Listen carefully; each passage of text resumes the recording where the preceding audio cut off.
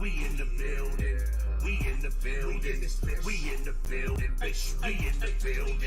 We in the building. We in the building. We in the building, bitch. We in the building. Yo, what is going on, everybody? And thank you all for coming and joining us on Giants Talk. What we want to do right now, though, is we want to take some time to pay our respects to a player that didn't get an opportunity to prove us all wrong. A player that I wholeheartedly believe wanted to prove that everybody that didn't pick him messed up. And it's such a terrible story. It's such a terrible tragedy. And it doesn't matter that this individual was on a rival team. It doesn't matter that a lot of us didn't like this individual coming out of college. None of that doesn't matter, because at the end of the day, we're talking about a human being. So I'd like to take a moment just to have a little moment of silence for the memory of Dwayne Haskins Jr.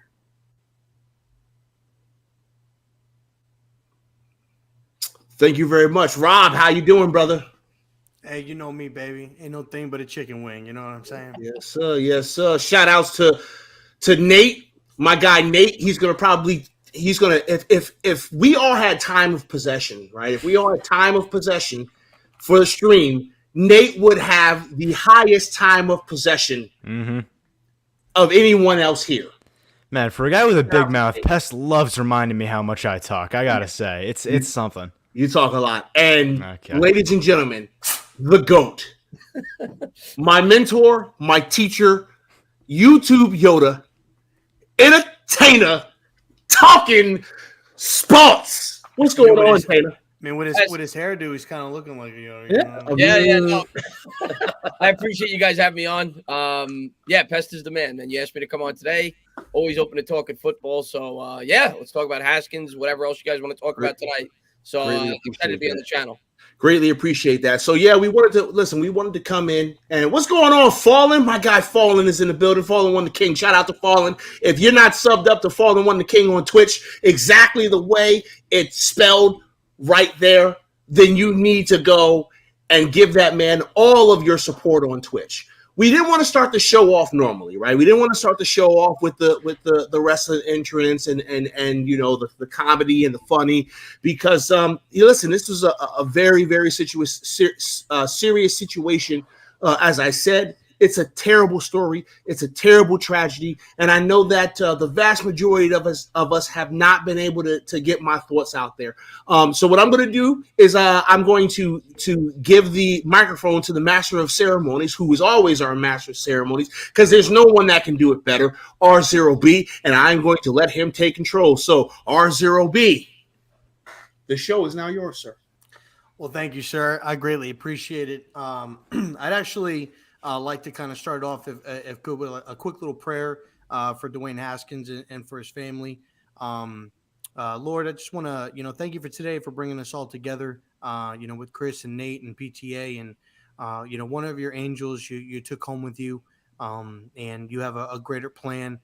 You had a small plan for him here on earth, which was to bring laughter and joy and happiness to family, to friends, to teammates, to coaches, and just being a leader. And being an inspiration for any of those younger people that pick up a football and desire to go into the National Football League and pursue their dreams. We pray for his family, pray for healing during this time, that they turn to you during this time, and don't turn to things that could steer them down the wrong path. And you know what those things are, Lord. Just pray for guidance, for love, for strength. For his family, for his friends, for his children, for his wife. Let's just continue to guide them and take whatever burden and pain that they may have, Lord, and just give them nothing but embrace, nothing but love, and happy memories of Dwayne Haskins. In Jesus' name, amen. Amen. Thank you very much for that, Rob. That was beautiful, and thank you. I'm glad that we've all decided that we're gonna pay proper respects here, because that's what's important, y'all. Okay, at the end of the day, it's a football game, and we may hate the team and we may hate the players on the team, but that's in the context of football. In the context of real life, These are real people, y'all.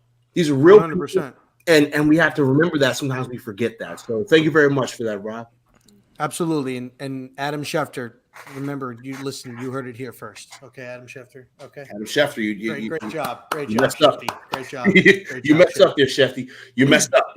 You messed up. All right, ladies and gentlemen, now it's time to turn it up just a little bit. Just a little bit? Okay, cool. Just a little bit.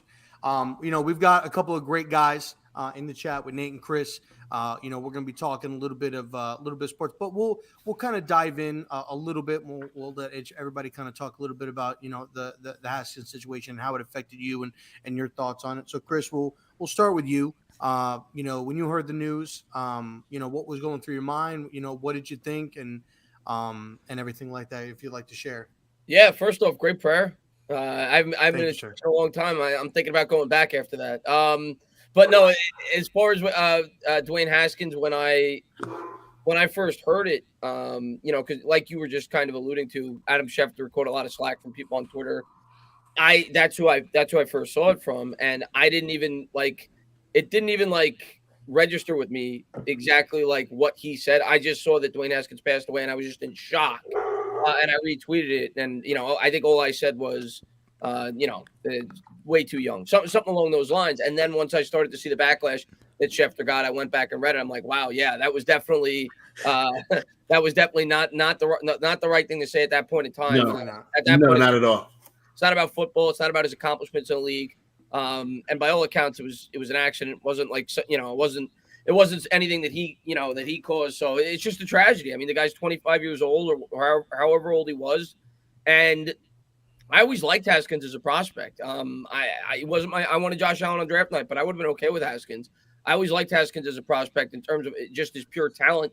I thought Washington kind of gave him a raw deal. He only got a year there, and then they decided to get rid of him. Of course, when you bring in a new head coach like Ron Rivera, that becomes a possibility. And then when he went to Pittsburgh, I said to myself, once he got traded to Pittsburgh, if there was any spot where he's going to be able to rejuvenate his career, it's going to be here. I mean, Pittsburgh Steelers know how to build a football team. Mike Tomlin's a great head coach. They brought in Mitch Trubisky this year, but Mitch, that could have been a competition. Trubisky probably would have been the starter going in, but who knows? Haskins may have gotten an opportunity to rejuvenate his career, and it's just a shame. It just blew me away when I first heard the news, and people that were making it about football. I mean, they were completely out of line. I mean, the guy's 25 years old, and it's just a tragedy. It's a tragedy. No, it's definitely crazy, for sure. I think when everybody could judge him, based upon like Washington, but we all know like what kind of a shit show is going on over there. And even in an interview, Alex Smith even alluded to how difficult it was being a part of that organization, how hard it was to focus on football and preparation because of everything that's been going on with the organization. So I definitely think he got a bad beat with there and was part of a downhill organization, but was a part of a good one in Pittsburgh. And everybody feels had a really good opportunity to potentially really compete for a starting position. And, and not to be said the wrong way, but I almost kind of was selfish. I was like, man, like what if the Giants, did draft him? Like we'd be mourning a player, but now like we'd also be figuring out like, what are the Giants going to do going forward from here in an off season? And it's a shame. It's tragic. It's unbelievable. It's, you see it I'm seeing it more and more too often. Younger players, younger people in general, just losing their life to whatever it may be. Nate, what's your take on it? And, where were you when you heard about it, and what were your initial thoughts? Yeah, I think you guys have said all the right things. I agree 100%. I think the thing that really bothered me, and still does, is this isn't the first time we've had an issue with the inability of some of these people to separate football from real life, and the inability for people like Adam Schefter, who in all of their aspects have sort of a time is the most important factor in their job. The rush to report some of these things can create some very insensitive moments, this being one of them. And unfortunately, when you're dealing with a situation as serious as this, and when something as unfortunate as a young man of only 24, almost 25 years losing his life, it's really, really difficult to read that tweet and find any redemption for Adam Schefter in that moment. I mean, it's just a bad situation. And when you see that, and it's taking a terrible day for a few select people, for Dwayne Haskins' family and friends, and that just, if they open their phone and that's the first thing they see, imagine how they feel in that moment. Yep. It feels like someone just slapped you in the face. And it just can't continue. We have to have some sort of understanding amongst the media that these are people as well. And obviously, everyone's guilty of it to some extent or another. We all get on stream and talk about players, and some of them we speak well of, some of them not so much. But at the end of the day, they're people just like us, and it's so important for us to just have a bit more empathy than that. And I understand that it's something we're all passionate about. We all love football. We all get heated about these things. But again, they're people too. And I think a perfect example of that in the way that people don't understand that as well as they need to is another famous name, Ryan Leaf. And he is a man who I have all of the envy and respect in the world for, because he was in a just terrible situation, as rock bottom as it possibly gets, sitting in jail just a few short years after being drafted number 2 overall. And you look at what he's done and how he's found a way back into a productive life. He's got a wife and kids now. He's in a budding broadcast career. And the thing he talks about, and he did a great show called Bust about this exact story and the things that have impacted him along the way. Highly recommend it. He talks about how it just takes giving someone a chance. And Dwayne Haskins was a guy who I feel really didn't get a fair chance in a lot of ways. And it just comes down to, like we've been saying, these are people too. And if you give a person a chance and you put them in a situation to do better, they will 90% of the time. Right. So right. That's you my know, thoughts it's on it. and it's I'm glad you actually brought up that point. And here's the reason why, because I was doing some thinking a few days ago, and I remember that there have been times on my channel where I may have said some things about Dwayne Haskins. And so now I have to go through my entire catalog, starting from the time, we were talking about him as a prospect, and I need to review all of my footage, because if there is a single piece of footage out there on my channel of me talking bad about Dwayne Haskins, I'm deleting it. I will not speak ill of the dead. I won't, especially something as tragic as this. And I'm pretty sure I probably had some spicy words for Dwayne Haskins as a New York Football Giants fan and someone who hates that team in Washington. I hate that team in Washington more than any other team in this division. So I know I've had some spicy things to say about that man. And I need to make sure that, if it's out there, I'm not saying I'm taking my words back, because y'all know I said what I mean. I said what I said. But I'm not big on speaking ill of the dead. So that's something that I'm going to have to do, when I get some spare time. So, hey, what's going on, Cushion the building? 1 second. I want to make sure. What? I think I got something in my ear really quick. Did you say that you hate Washington more than the Eagles or the Cowboys? Yes, I do. That sounds like a you problem right there. All right. Yes, have it a is. good night, guys. It is a me problem. It's a me problem. I've told Chris this story very early in my YouTube life. I hate the team in Washington because I used to date a chick who was a Washington football fan. She broke my heart, and I'm petty. You dated in the past? I am petty. Call me petty Tendergrass. No. I am petty. Wait. I will call you that from now on. So whenever it's a Cowboys fan. I understand that. Whenever the Washington team loses, right? There's a small part of the inside of me that feels great because I know her day sucks. I'm petty and I don't care. See, you know what, Hub? You're absolutely right. If he hated the Cowboys fans the most, he'd be on the streets. Good point, Hub. Good point.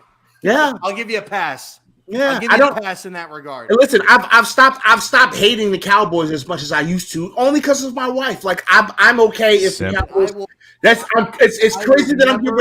It's crazy that I'm going to say this on my stream, which is a New York Giants page. But listen, I know where my bread is buttered.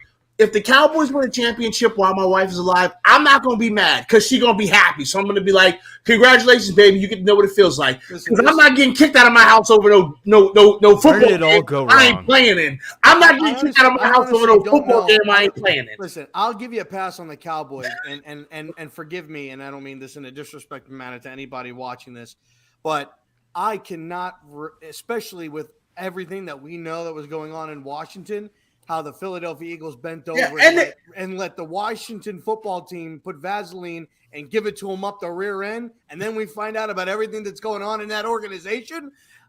Absolutely not. Listen, absolutely not. Listen, I can't. I'm indifferent about the Eagles, and I know I'm supposed to hate them, but as a kid, I loved Randall Cunningham. I loved Randall Cunningham. So I didn't hate the Eagles because I loved Randall Cunningham. Indifferent about the Listen. Hate me all you want, but I got a Randall Cunningham Eagles jersey. I love. Listen.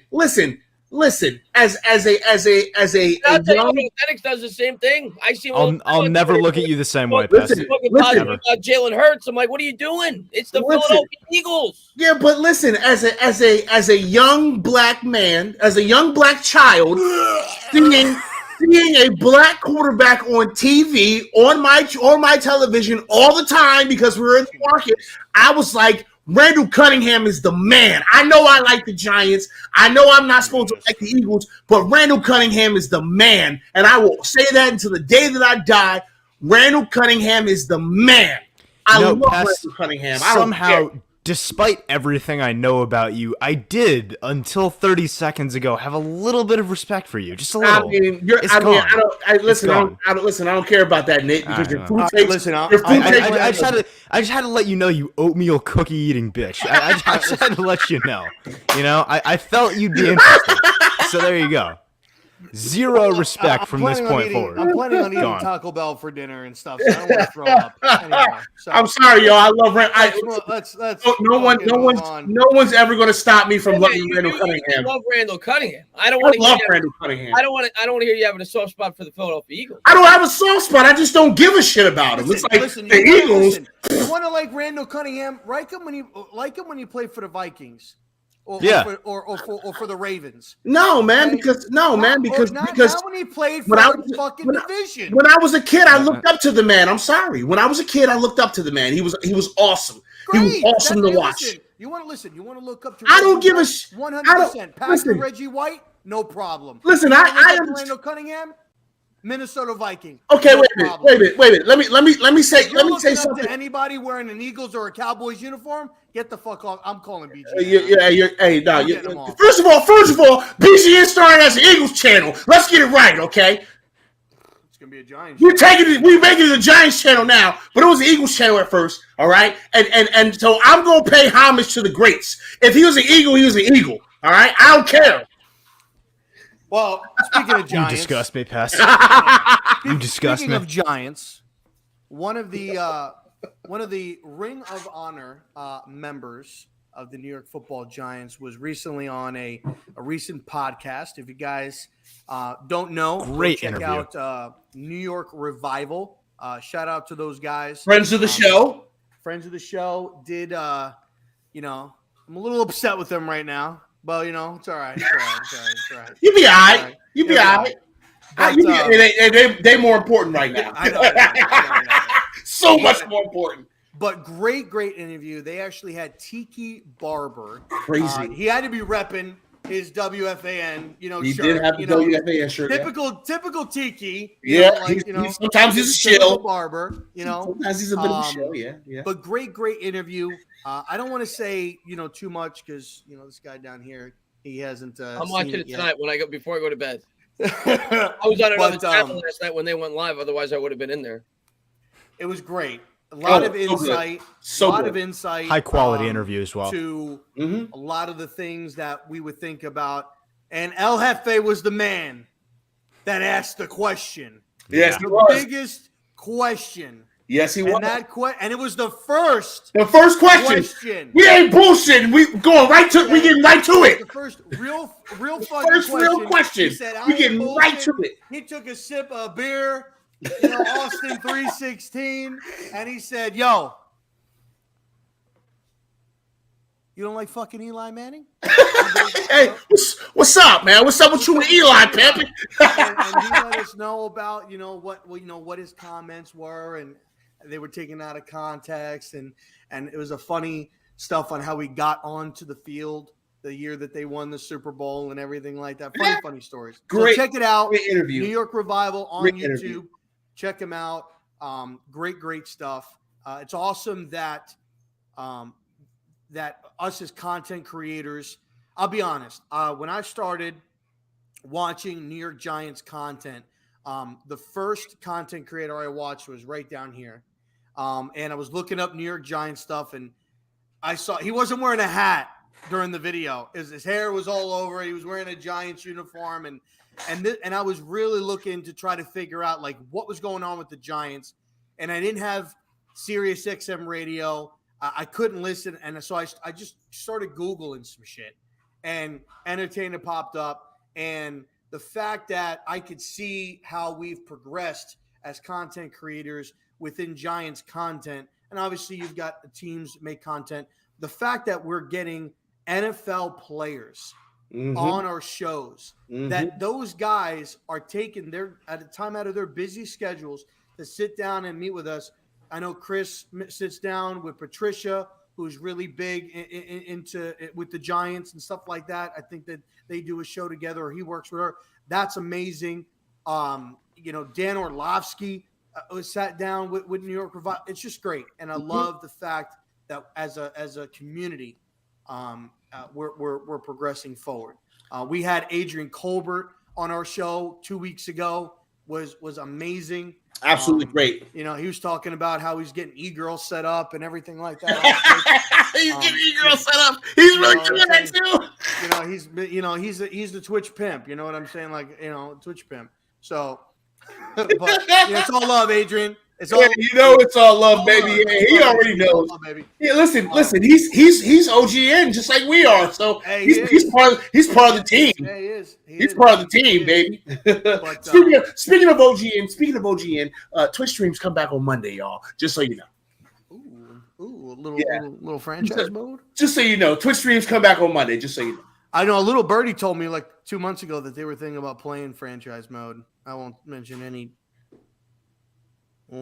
names. Oh, is that right? Down there. Yeah, right there. About playing some Madden a couple months ago. Yeah. There's somebody that constantly calls me out, but he don't got the right system. Oh, listen, Nate. My listen, guy, I have been on this for 2 goddamn years. You have an Xbox. He's got the inferior system, so until he gets the correct piss system, off, old man. then we can play. Then I'll beat his ass in Madden terribly. Piss off, Pest. Come on. Oh, terribly.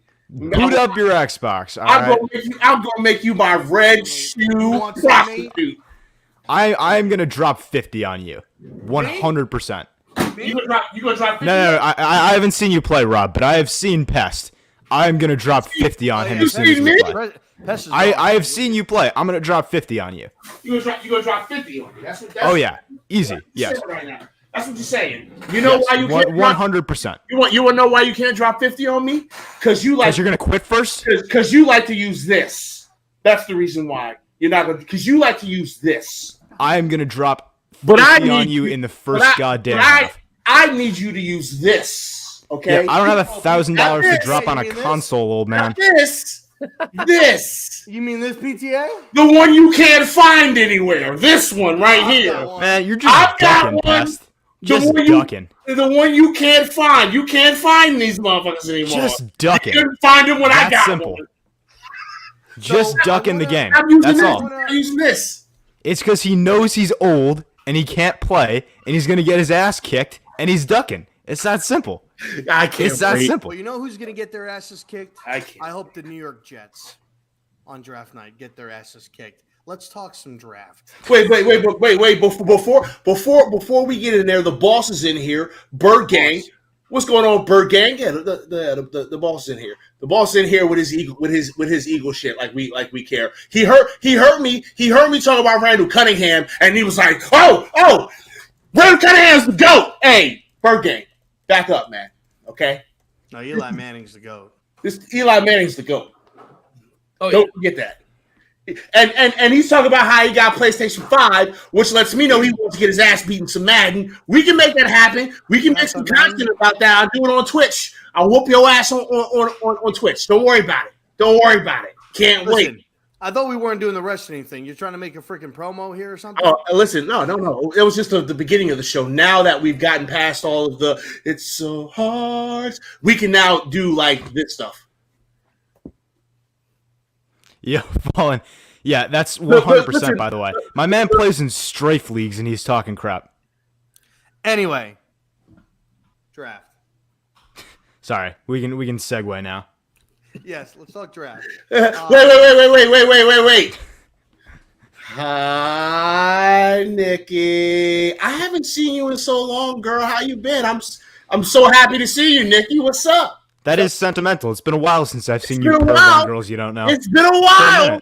It's been a while. In full hearing range of your wife. It's been a minute. And she's right downstairs. She can probably hear me go, hi, Nikki. She can hear that. She knows. She's the only one for me. It's all right. I did a video about it today on the YouTubes. We're good. Okay, draft. Let's go. You sure? Listen, we ready. You ready? You know we can't be professional here. Yeah, go ahead. Do what you do. Anyway, so we're getting close. Draft is in what? 15 days. Crazy. 15 days. It's obviously we've gotten stories left and right, trades, possible scenarios. I think the mock drafts have changed 1,000 times. I am so overdone with the mock drafts now. 1,000 changes. It's gotten to a point where it's just like, oh, there he is. Get it over with. I've got a recent one that was pulled up. This one was by Jason McClintry. I don't know who the fuck that is, from Fox Sports. Brother.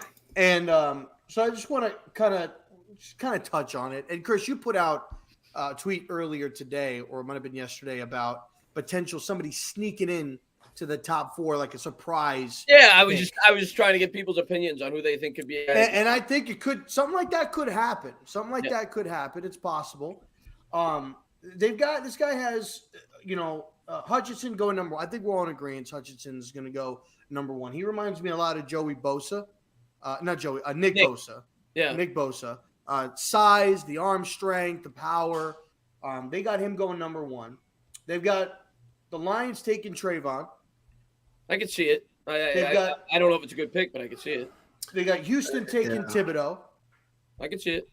The Jets taking Gardner. I can see it. Sorry, my bad.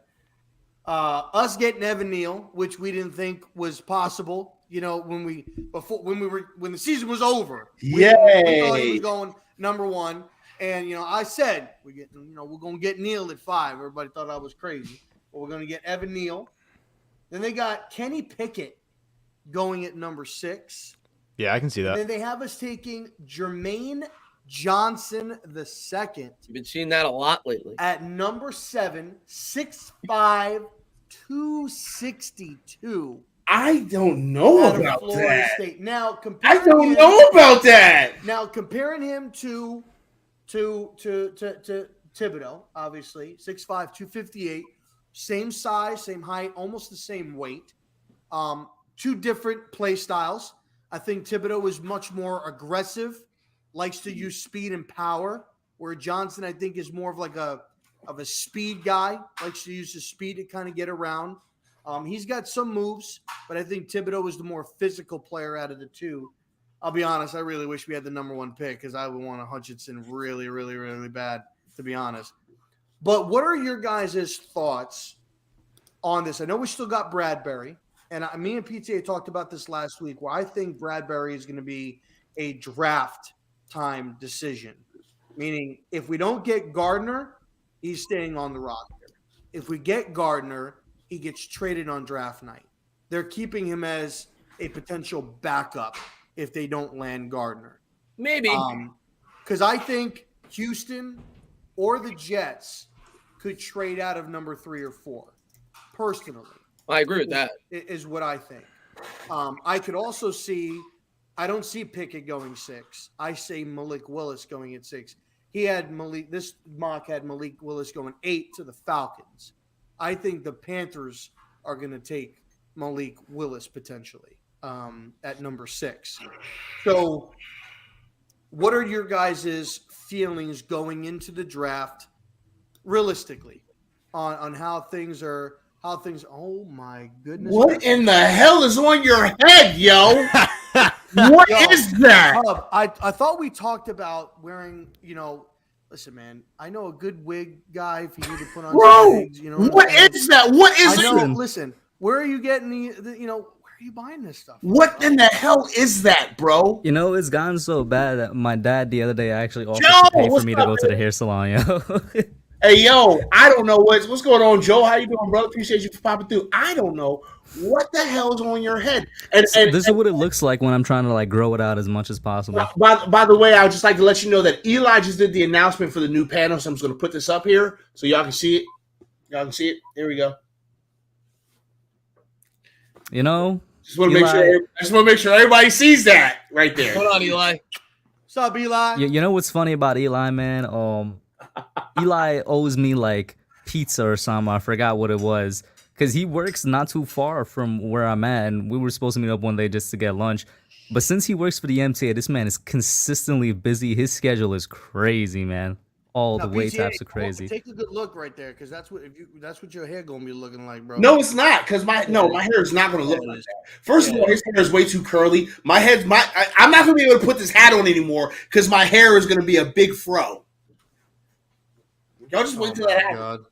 By the way, Eli, to respond to your question, bro, give me like another month or so. Summer, bro, summer. We got to keep pushing it back. It's gonna be there for the summer though. So draft. We just cannot seem to zero in on this draft, can we? ZTA, bro. Because we're talking about Cush's hair and then Pest's afro with the big ass bald spot in the back, and it's a whole mess. In my head, you dirty fuck. Chris, I'll start with you. Your thoughts on leading up to the draft. You got 15 days left. Where are you leaning realistically when it comes to draft? Do you see us keeping both? If so, who we take? It wasn't that funny, Pest. Calm down. I know Pest had a little exercise, like we're in fourth grade or something like that he wanted us to do. But what's your thoughts leading up these next 15 days? Well, I definitely think we're going to be open to trading down if the right deal presents itself. But I also don't think the Giants are just going to trade to trade. Like I've seen a lot of people on Twitter and YouTube say, oh, they have to trade. The cap space situation. Bullshit. If you have a transcendent player at 5 or 7, you're in love with them and you don't have a good trade offer, you stay there, you take the player, and you backload salaries to make sure that you fit under the cap. You're not trading down to pass someone up on a player that you absolutely love to not get a really good trade offer. So that's the first thing I'm going to say. However, maybe we do get a really good trade offer. We'll see. I think that there's a couple of teams. The Falcons are one of them that I think could make a lot of sense. New Orleans could be another one. I think there'll be opportunities. As far as what you said with your top 4, I think Evan Neal's a slam dunk if that exact top 4 were to take place. I don't, depending on, maybe Aquanu's their number. Tackle is a slam dunk in that scenario at number 5 overall with the 4 guys that you said. And I think that's a very likely scenario that you could see 3 edge rushers and a cornerback going in the top 4. I wouldn't be shocked at all. And I've had Evan Neal going to the Giants for a while, like a month and a half. I've had him getting to the Giants at 5, but I usually have Aquanu going 3 to the Texans. But I'd be absolutely thrilled. And as the draft gets closer and closer, I think 5, we're going tackle. Like I would be shocked unless we trade out of that pick, unless a guy like Kayvon Thibodeau drops, which I guess is possible. The way that I could see a guy like Thibodeau dropping would be Walker goes in the top 4 and maybe a team trades up for a quarterback in the top 4. Then maybe Thibodeau could seep to 5. If that happens, maybe you take Thibodeau. But outside of Thibodeau dropping to 5, I think the Giants are taking a tackle. And that includes if 2 tackles go in the top 4 because I think they take Charles Cross. I think we're going tackle at 5. I'm committed to that belief. And then at 7, I think we go defense if we don't trade down. And I don't think the trade down is as much of a lock as some Giants fans may think. I think he'll trade down if there's good value there, but he's not going to just do it to do it. Hey, Nate, a quick question for you, man. Mm-hmm. What do you think of Cross? Well, this is becoming an issue rapidly. I have for a long time been a Charles Cross supporter. I think he's a solid player. Personally, I don't think there's a huge gap between him and Ekwonu and Neal, specifically in terms of what they are now. I think he maybe has a lower ceiling than the other two. Not to say he doesn't have a high ceiling, but we're looking at two guys like Ekwonu and Neal, two absolute freaks of nature. But every year there come around two players, generally, one that I don't like so much and one that I do like, and I end up either banging the table or yelling against those two players way more than I should just because people are driving me crazy about it. This year's two players are Charles Cross and Trayvon Walker. Now, I think with Trayvon Walker, I have ranted this rant enough. We're not going to have to do that tonight. But with Charles Cross, since you ask, I think a lot of people are seeing some legitimate issues on tape and going a bit far with it. And I think a lot of people, specifically in the Giants community, tend to tie themselves to one opinion and make that opinion their opinion. The opinion in question here is that of a very intelligent Giants content creator, Bobby Skinner. And he knows a whole lot about offensive line play. He's a very smart guy. And he is not a Charles Cross guy. He doesn't like him. He really doesn't. Now, that's a valid opinion to have, and his concerns are legitimate. But I happen to feel differently about the player. And I remember on Twitter, when Bobby dropped his breakdown of Charles Cross's tape, I got added by two separate people telling me that Bobby had said so, and clearly I was an idiot. And guys, this is an epidemic. We need to stop doing this. This is a micro example of a macro problem. This happens all the damn time. Someone in the media space, whether it's someone on a small scale like the Giants community or a large scale like ESPN, someone will say something about a player, and then the echo chamber is just ridiculous. And people take that opinion and say that because this person said so, it's fact. Yep. Stop. Please. Just by the stop. way, Nate, I am in complete agreement with you with Charles Cross. And I wouldn't even be shocked if the Giants have Cross ahead of Ekwonu. I wouldn't be shocked. Yeah. I mean, he's the best pass protector I think a lot of in the people draft. are underselling Charles Cross. So then, You think he's that better? said, He's a better pass protector than Evan Neal. He's the best pass protector. He's the best. Yeah, he's the best pass protector in the draft. So now that we've gotten the issue at hand out of the way, I will give my opinion on Cross, and I have had this same opinion since the first time I watched tape. My reaction when that happened was, okay, I'll go back and watch more tape, and I'll come back with a new opinion or the same opinion. And I came back with the same opinion. I think Charles Cross is a guy who from day one will be a solid to good pass protector on the edge. He has great footwork. His skills in mirroring are fantastic, to the extent that you don't really see it very often in draft prospects. I love the way his hands and his feet work together in his kick set. His timing is very, very good. He's got great lateral agility to handle speed rushers to the edge. I like the fact that he's patient. He's not going to jump out ahead and throw his weight off balance. He's going to sort of let the rush come to him to a certain extent, and this is where Bobby's concern came in. It can get to a point where he needs to be more aggressive with his punch, and every now and again he will get in trouble because he's giving up first contact. Yeah. But overall, this is a guy, and maybe it's Giants PTSD. Maybe I'm tired of fucking Nate Solder and Matt Pert at right tackle lunging about 3 steps before the rush makes contact and giving a free rush lane to the quarterback. Maybe that's just my overreaction, if you dare call it that. But Charles Cross is a guy that's just not going to get beat very much. The definition of Charles Cross getting beat in college is he gets pushed back. And every once in a while it'll happen, and he'll get pushed back almost to the quarterback, but the quarterback doesn't get hit.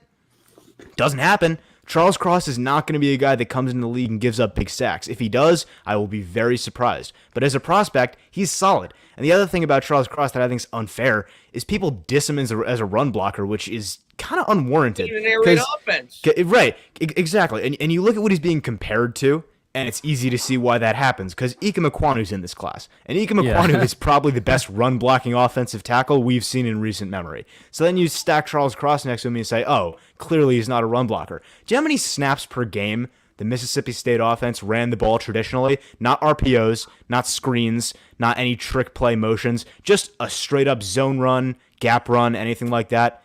Maybe 4, maybe 5 times a game.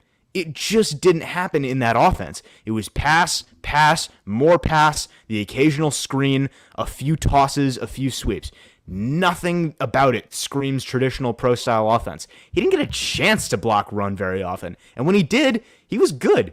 Not great, not, hey, he's going to be a plus run blocker in the NFL, but good. Good enough so that if this was something we saw on a larger scale, if there was a bigger sample size, I'm confident no one would talk about it because it's not an issue. But overall, Charles Cross, he is my third tackle off the board. I think at this particular moment, he is the best tackle. Like, I think if you insert all three of them into the same offense at the same time, I think they'll produce in order Charles Cross, Evan Neal, Ike Mekwonu. But if you're talking about as a prospect, obviously you're not talking about right now. So I look at it and I say, with potential included, he's my OT3. But when I say OT3, it's behind Evan Neal and Ike Mekwonu. So I would be very comfortable with the Giants taking him at 7. At 5, just because of how the board works out and how it looks right now, I think we're going to have better options available. And I'll say this too, because we were talking about the top 5. I am really, really liking the rumor mill at this point in the NFL draft season because it looks a whole lot like Trayvon Walker, Malik Willis, guys like that are getting hyped up into that space. There's rumors with the Lions and Malik Willis. You got people saying, hey, maybe Trayvon Walker could jump up to even number 1 overall. And I think that's stupid. I think it's terrible, but it helps us a hell of a lot. So if we're looking at that and we're saying what's best case scenario, we could very easily be looking at Evan Neal at 5, which is what we're seeing a lot of mocks do. We could be looking at Ike Mekwonu at 5. We could even be looking at Kayvon Thibodeau at 7. Things that if you said a couple of months ago would be blasphemous.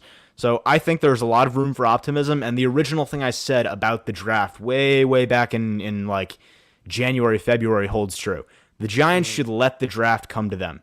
We have no reason to be aggressive here. We have no reason to jump the gun, get trigger happy with trades.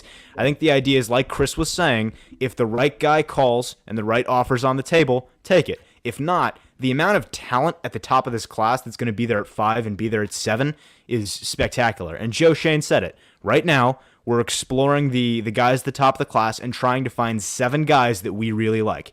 And at that point, no matter what happens, you're insured. You got a policy. Yeah. It's good. So I think that's the best way to approach it. I think we let the draft come to us.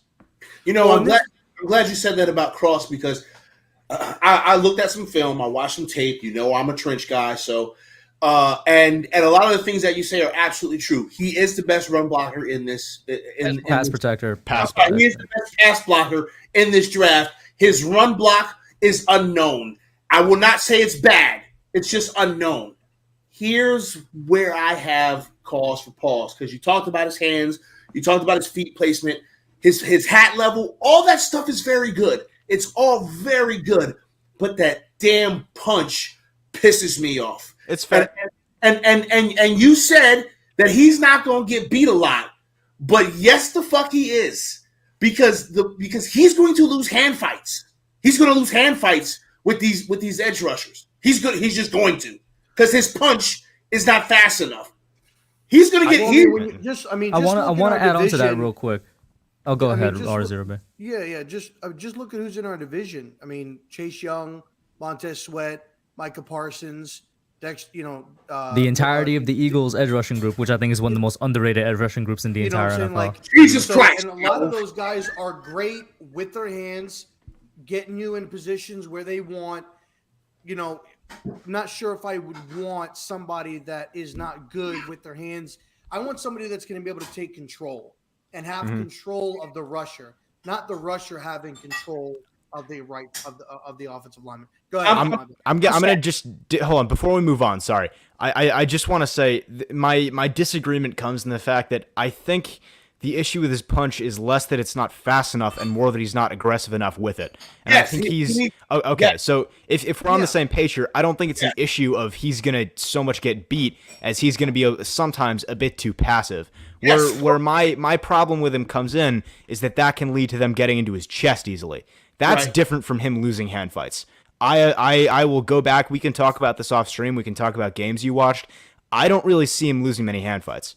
All right, listen. Again, we're gonna see because like you have to up the difficulty level when you come to the NFL. Like you gotta up the difficulty level. Yeah. So like it would not be surprising if wherever he goes, if he gets his lunch eaten for a little bit, it would not surprise me. He's gonna get his lunch eaten. The same way Andrew Thomas kind of got his lunch eaten a little bit at first. Don't you dare compare Andrew Thomas See, to him. Andrew Thomas no, had no, an but- injured no, leg. I think this is He had unfair, an though. injured leg. Let's But get that here's out the there. thing, Wait, hold on, Rob. PTA Because makes a good point, though. PTA This- makes a good Sure, point yeah. because Oh, Andrew this year, Thomas okay, right bet, now bet. is our cornerstone left tackle, and I think at this point, especially with the way that he performed last year, now nobody's going to really try to go after his side because of what he was able to do. I think when you have a young guy, a rookie, whoever it may be, Neil, Iquanu, Cross, whoever it is, when you're in a division like what we're in, especially now, I didn't even mention Hassan Reddick, that Philadelphia sign. Whoever this rookie is, they're going to get tested. They're I'm going to telling get you, bro. tested. Philadelphia has about 4 pass rushers they could send at you. They are They very, do. very deep at And the I edge. want the tackle to win the fights. Right, I sure. don't want them to get into the chest. I want them to be able to hold their ground. I Right. understand they're going to be a rookie and they're going to struggle, but I want to see. I mean, Quentin Nelson came out his rookie year, struggled for a couple of games, and looked like a Hall of Fame, like Yeah. an All Pro, after week 4. I'm not saying Neil's gonna get his ass kicked all year. I'm just saying initially he's gonna get. I'm sorry. Cross. I'm all kinds of crazy. How Cross many is beers deep are you, Pest? like 4. I'm not even gonna lie to you. It's like I'm drinking number 4. I I'm gonna respect the honesty. listen. I get home from work. All right. When I'm done being PTA daytime, I'm PTA drunk. Okay. Let's just get it right. Oh my God, Dollar Beers in the Dollar chat. Beer's in the chat. Look He at is that. in the And it's chat. been Dollar Beer forever. Sober Party. I really want to respond to this, okay? Mhm. Because and I get to be a coach for a second. Strength is nice, okay? You want your guys to be strong. But I have seen strong guys in the football field, in the dojo, in the In real boxing, life. it's everywhere. I have seen strong guys get their ass beat by someone who has sharp technique. Sure. So those reps at the combine, I don't give a shit if your technique. I was also about to say, you're sometimes you're just a strong turnstile, bro. Like good job. sometimes the reps don't even directly translate to strength either. There's dudes who have low reps and all of a sudden they look like a Hercules on the field. Yeah. Yeah, It just it's- goes with the combine in general. There's a whole talk we could have about the combine where it's like how many drills do they do actually translates to something on the field, and it's probably like 1 or 2. And it's just it gets back to what I was saying earlier, which is that I'm gonna end up banging the table for this guy when he's not like a bang the table type guy normally, but it's unfair some of the criticism in my opinion, because what you talk about you can really apply to any prospect. You're saying the competition level gets better. You're absolutely right. Like you can say that about literally everyone. And one of the biggest fallacies that you see is someone will watch a corner and say, "Oh yeah, he got toasted, but it was by fucking this first round prospect." Okay, but everyone in the league has that first round prospect. So yeah, you're absolutely right about that. But at the same time, every rookie tackle goes through that, and every rookie tackle is facing that step up. So I don't think Cross is different in that regard. And when In we're talking terms of about the- him, in I think it's terms of only the fair weakness, that we. though, Nate. Yeah, I think it's only fair that we talk about Cross as a tackle, as what his strengths and weaknesses are, and keep it as simple as that. In terms of the weakness and the unfair weakness, which you guys already mentioned, was the run game. And this goes back to what the echo chamber you were saying. I guess I might be a little bit more blunt in saying people not thinking for themselves, taking others' opinions as their own. That's exactly Don't what think it I is. was trying to not be Exactly. blunt. You're I absolutely mean, right. Yeah. like the term echo chamber, I was just like, you're kind of softening the blow for a lot of people. That's I why, was like, not trying to. I have- Would you prefer morons? Does that do Yeah, better maybe. for you? Dumbasses. I mean, I don't think more than yeah, just exactly. fucking Listen, because here's the thing, right? I have incredible respect for need people a that laptop actually charger, one sec. watch the tape on their own, or even if they don't know how to dissect it, they just Would look you at it prefer and try to form their dipshits? own opinion, right? That's a little bit harsh. But like for example, do you guys know the Breaking Tackles podcast with Manny and I'm forgetting his name. This is embarrassing. But the Breaking Tackles podcast, I was on there last week. They haven't looked at either Trevon or George yet, the 2 edge rushers. They looked at them. They formed their own opinions. We had a conversation about it.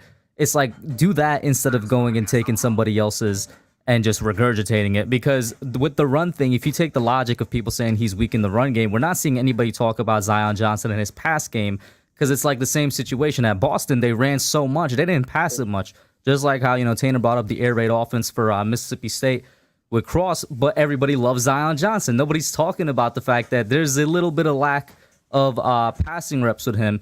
And it's just they kind of pick and choose a prospect every year, if you notice, to kind of place that sort of thinking on? It just happens year in, year out. Well, the mock draft that I was going off of just now, they have him going cross. I mean, they have him going 16 to the New Orleans Saints. Sure. I mean, that could happen. That could happen. And where they've got Iquanu going to Seattle, I think at 9. I don't know if he's going I to fall think- that far, honestly. Yeah, I don't see him I just falling. So- figured he fell to Seattle because I thought. As a they- recap, who did we take at 5 and 7? Evan Neal so and at 4, Jermaine we Johnson. took Neal, Okay. and then at 5 in this mock draft, they had us taking Jermaine Johnson. Jermaine at 5? No, Yeah, Jermaine at 7. Jermaine Okay, at okay. 7. I don't know. That's a little high for me, honestly. Listen, Yeah, I love Jermaine, but I probably won't take him at 7, man. I don't know about him at So here's 7. my question: how are you guys? Because obviously we think obviously we look at the size. Sauce Gardner 6'3", we think that's who we're attracted to.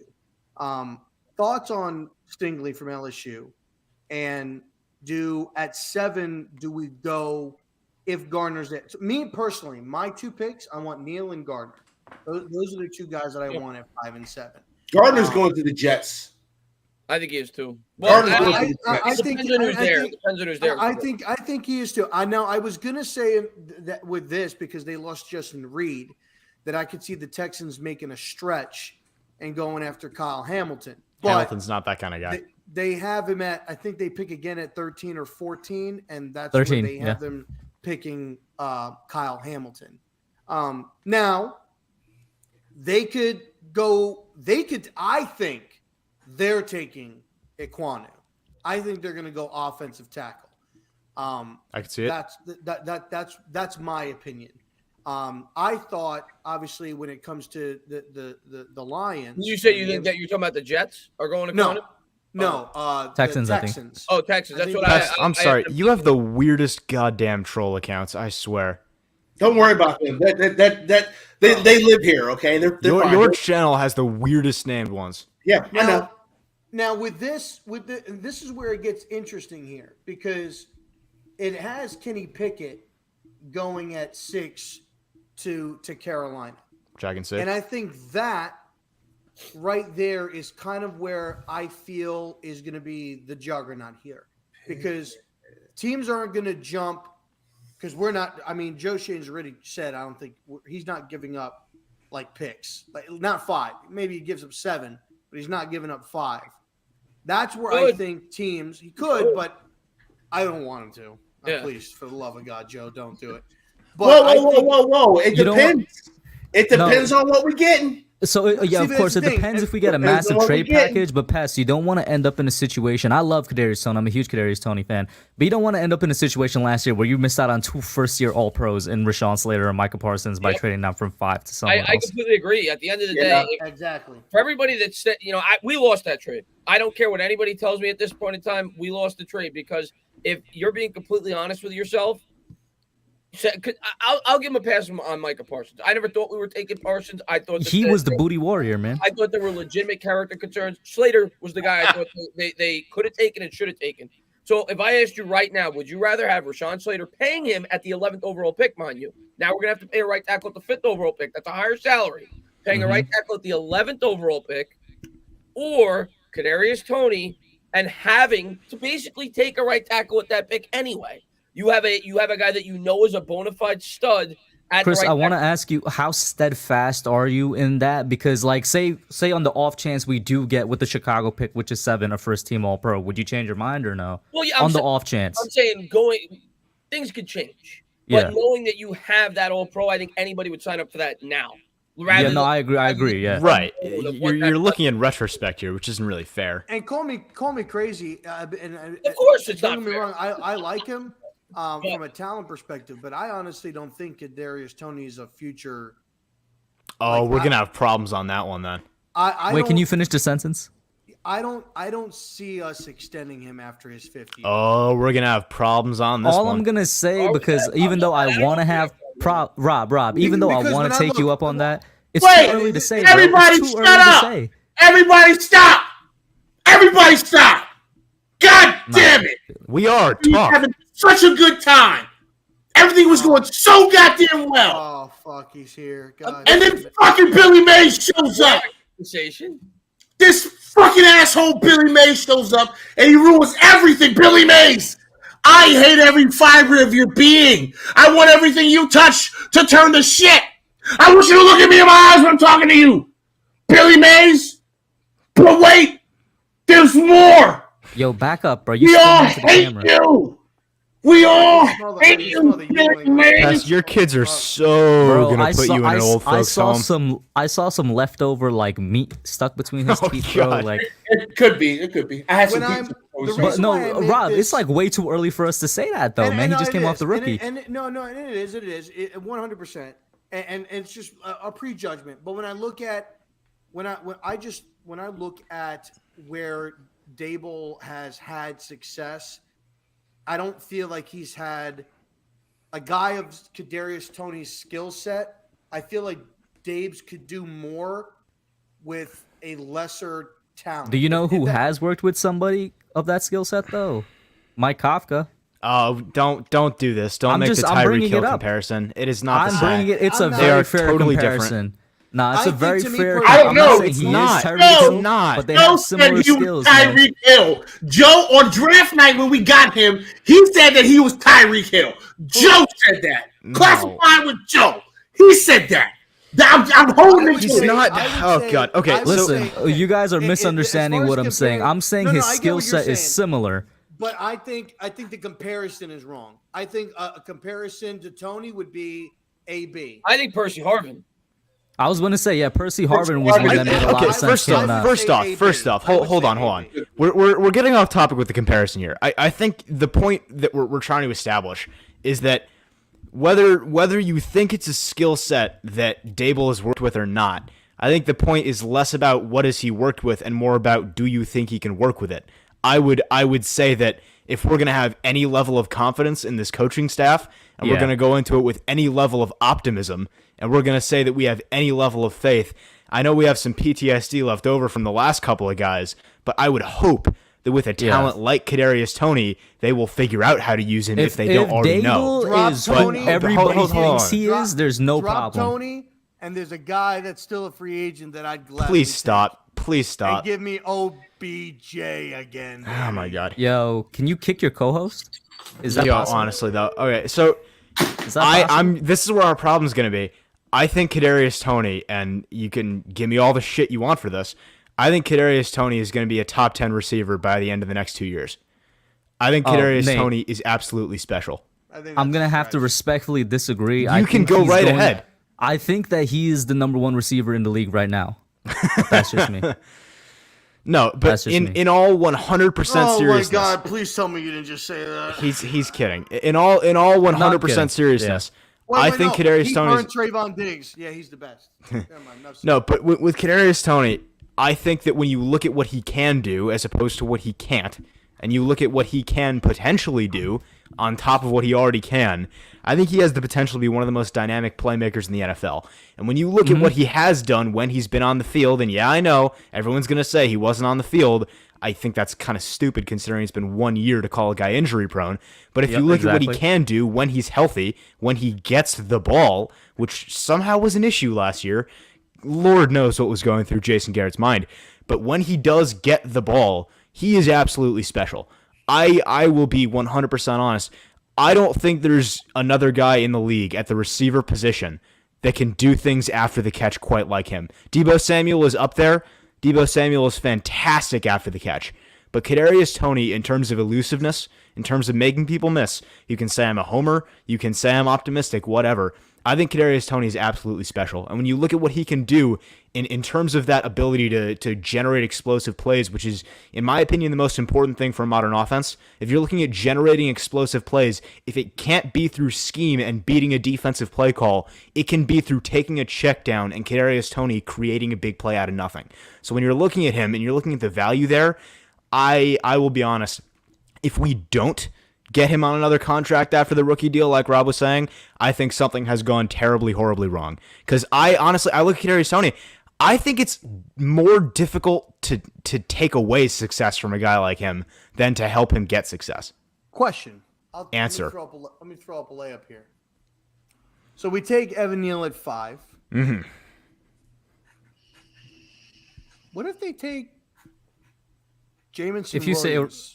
I will shoot myself. I was At just about to say, 7. if you say a wide receiver name, bro, Pest, can you remove him, bro? I don't used want to think that RZeroB carried the show. I was mean- completely wrong. You went at 6'2"? Thoughts? I don't want a wide receiver at 7, especially a receiver.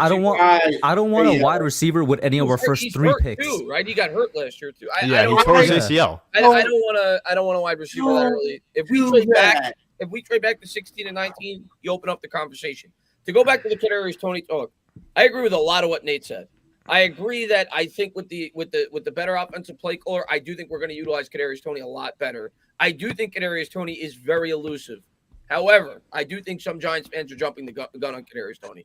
Kadarius Toney last year, outside of one game, did nothing for the New York Giants, in my How opinion. many targets did he get in those other games, Chris? 2 games, I though. 2 understand that. games. And I think he could be very good. I do. I liked him out of Florida. I do think injuries are more of a concern than you're leading on. He had injury history at Florida. He missed time in 2 of his 3 seasons at Florida before he came to the New York Giants. And I think the way that he is built, I'm not saying it's going to happen, but do I think he could be a player that is more open to injuries than the typical wide receiver? I do. And I hope that won't be the case. I hope he's the best wide receiver the New York Giants have ever had. And I do think he is, of all the wide receivers in our wide receiving core, I think he stands to benefit the most from the new offense that we're bringing. I will say I think they that. all stand to benefit equally. I think Tony is. I is a just very think the good way they're going to be skill able to set. utilize him, though, with their creativity, I think he's going to be really good. And I agree with I mean, I agree with Nate and I agree with Chris. I think that Tony has a very good skill set. My thing with it is when it comes to Tony, and I knew who he was from Florida, and he had a lot. He had an ankle injury. He had a hamstring injury, if I'm not mistaken. He had a lot of injuries. Like Chris just said, 2 out of the 3 years. I don't want to get on a run, right? Not next year, but with him being there. And he's a big vocal point. And then due to the fact of his injury capabilities, he's not there because he gets injured, and it sets us back. It sets us back. That's my whole thing. I'd rather have somebody. When you look at a lot of the teams, Rob, I got a response that's kind of combined to Jamison Williams and what you're saying now. You said a couple years down the line, right? The thing is, it kind of depends on how much you prioritize the need at wide receiver if you're considering taking one that early. So if you think it's a really high need, and if the Giants think it's a really high need, then I guess they do it. But I don't think they prioritize it that high.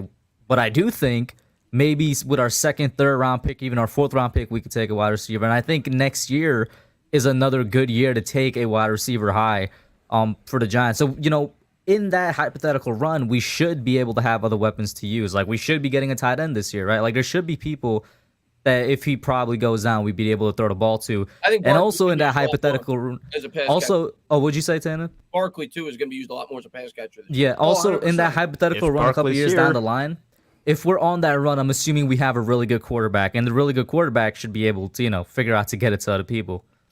I want to get your guys' thoughts on this because you're just thinking about it when you're talking about the quarterback. You saw the extension Carr got today. 3 years, Lot of money. $41 million a year. It's not real Crazy. money.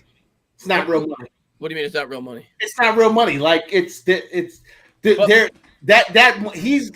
different money than what we think he's Of getting. course. But He's getting paid in Monopoly money. That contract is fake as fuck. here's what I'm going to say. Here's what I'm going to say. And I know it seems like so many people love Carr. Like a lot of people were saying it was a good contract, and Carr's a good quarterback. He's good. Do I think Carr is an elite quarterback? Do I think he's a franchise quarterback? Absolutely not. I think he's a guy like a Tannehill. I think he's a guy like a Cousins. I think he's in that grouping. And Derek Carr, you're talking about? yeah, I mean maybe a little bit above those guys, but in that tier. And I asked myself as a Giants fan, can Daniel Jones throw 23 touchdowns and 14 picks and throw for 4,500 yards next year with this new offensive scheme? And I worry for the Giants if he does something like that and wins 7 or 8 games. Are they going to give him a 3-year extension for 40 Okay, million? can we agree? Because, Chris, this builds on to you. I want to see if we could agree on this point. And if you disagree, let me hear your reasoning. If he throws 23 touchdowns and 14 interceptions, and we give him a contract, and we give him, and we give him a contract like Derek Carr, can we all agree it would be a mistake? Or do Hey, people think it would be? There's no damn way. There's no way we can give him a contract Well, like the that. Raiders are saying, half the football world is saying it was a great deal. It's a great deal for Derek Carr, who's proven. Derek Carr is also way more proven than DJ. Yeah, though, I would he's say proven he can get the he's job way done. more proven. I'm He's taken his team to the playoffs multiple times. I wouldn't want that. I don't want DJ that. doing that. I'm But sorry. just saying, in the hypothetical world, say Jones. Yeah, in goes the hypothetical 27 and world- 12, 27. Say he does his rookie numbers, 24 and 12, and not a lot of fumbles. And the Giants.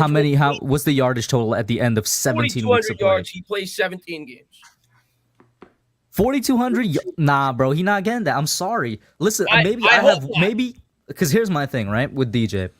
And I've been a very staunch Daniel Jones defender in his first 3 years. It's just that going into this fourth year, I'm just kind of done with the staunch defense, if that makes any sense. I'm at the point where I'm like, DJ, if you don't blow me away with top 10, with top, yeah, bro, like, and I'm not even talking about barely edging in top 10. I'm like legitimate top 10 quarterback numbers. I'm not giving you conversation. Yeah, I'm not giving you money like that. And then also, there's the conversation of even if he does that, I'm probably franchise tagging him to see if he could do it again. There's that conversation. I'm not paying Joe no money. I'm not doing it. Time out. We've already. All right, listen. Now this is where Daddy takes over. Okay. Pause Your on that. daddy? I'm not calling you that. We're calling. Why did you call him that, Nate? Oh, nah. No, Because- do not. because After now we're- everything totally you've called him done that. on First and screen, foremost, after everything I am you've done, not- you're we're gonna try calling- and twist words, Kush? You did Really? call him that though, Nate. Mr. listen. Banana Man is gonna try that shit here. It's a really. great source of potassium. It's an amazing source of potassium and a very tasty fruit. All I right. think I'm have you gonna. know. I think I'm gonna throw up. Anyway, Okay. when it comes to Daniel Jones, I understand. I'm Switzerland. I'm kind of like out I'm the there, same and as I'm you. looking I'm at not it. with or against them. I'm willing to I give- really think Mhm. that he really has just been getting the shit end of the stick. When I- it comes 100%. to- Everyone's Yeah. gonna say when that. it comes to line, when it That comes doesn't to mean he's injuries, good. with everything. Now, this is what I always said, and I had said it last week. I told PTA in private. I think I even told Chris this. We need, need, to give DJ the 5th-year option, and this is why. The 5th-year option will account for 23 to 20, anywhere from 23 to 25 million. Okay. I don't want to franchise tag DJ like Hub was just saying. We don't give him the 5th-year option. He goes out there, he plays well. 42 to 4,500 yards, 30 touchdowns, 30 to 35 touchdowns.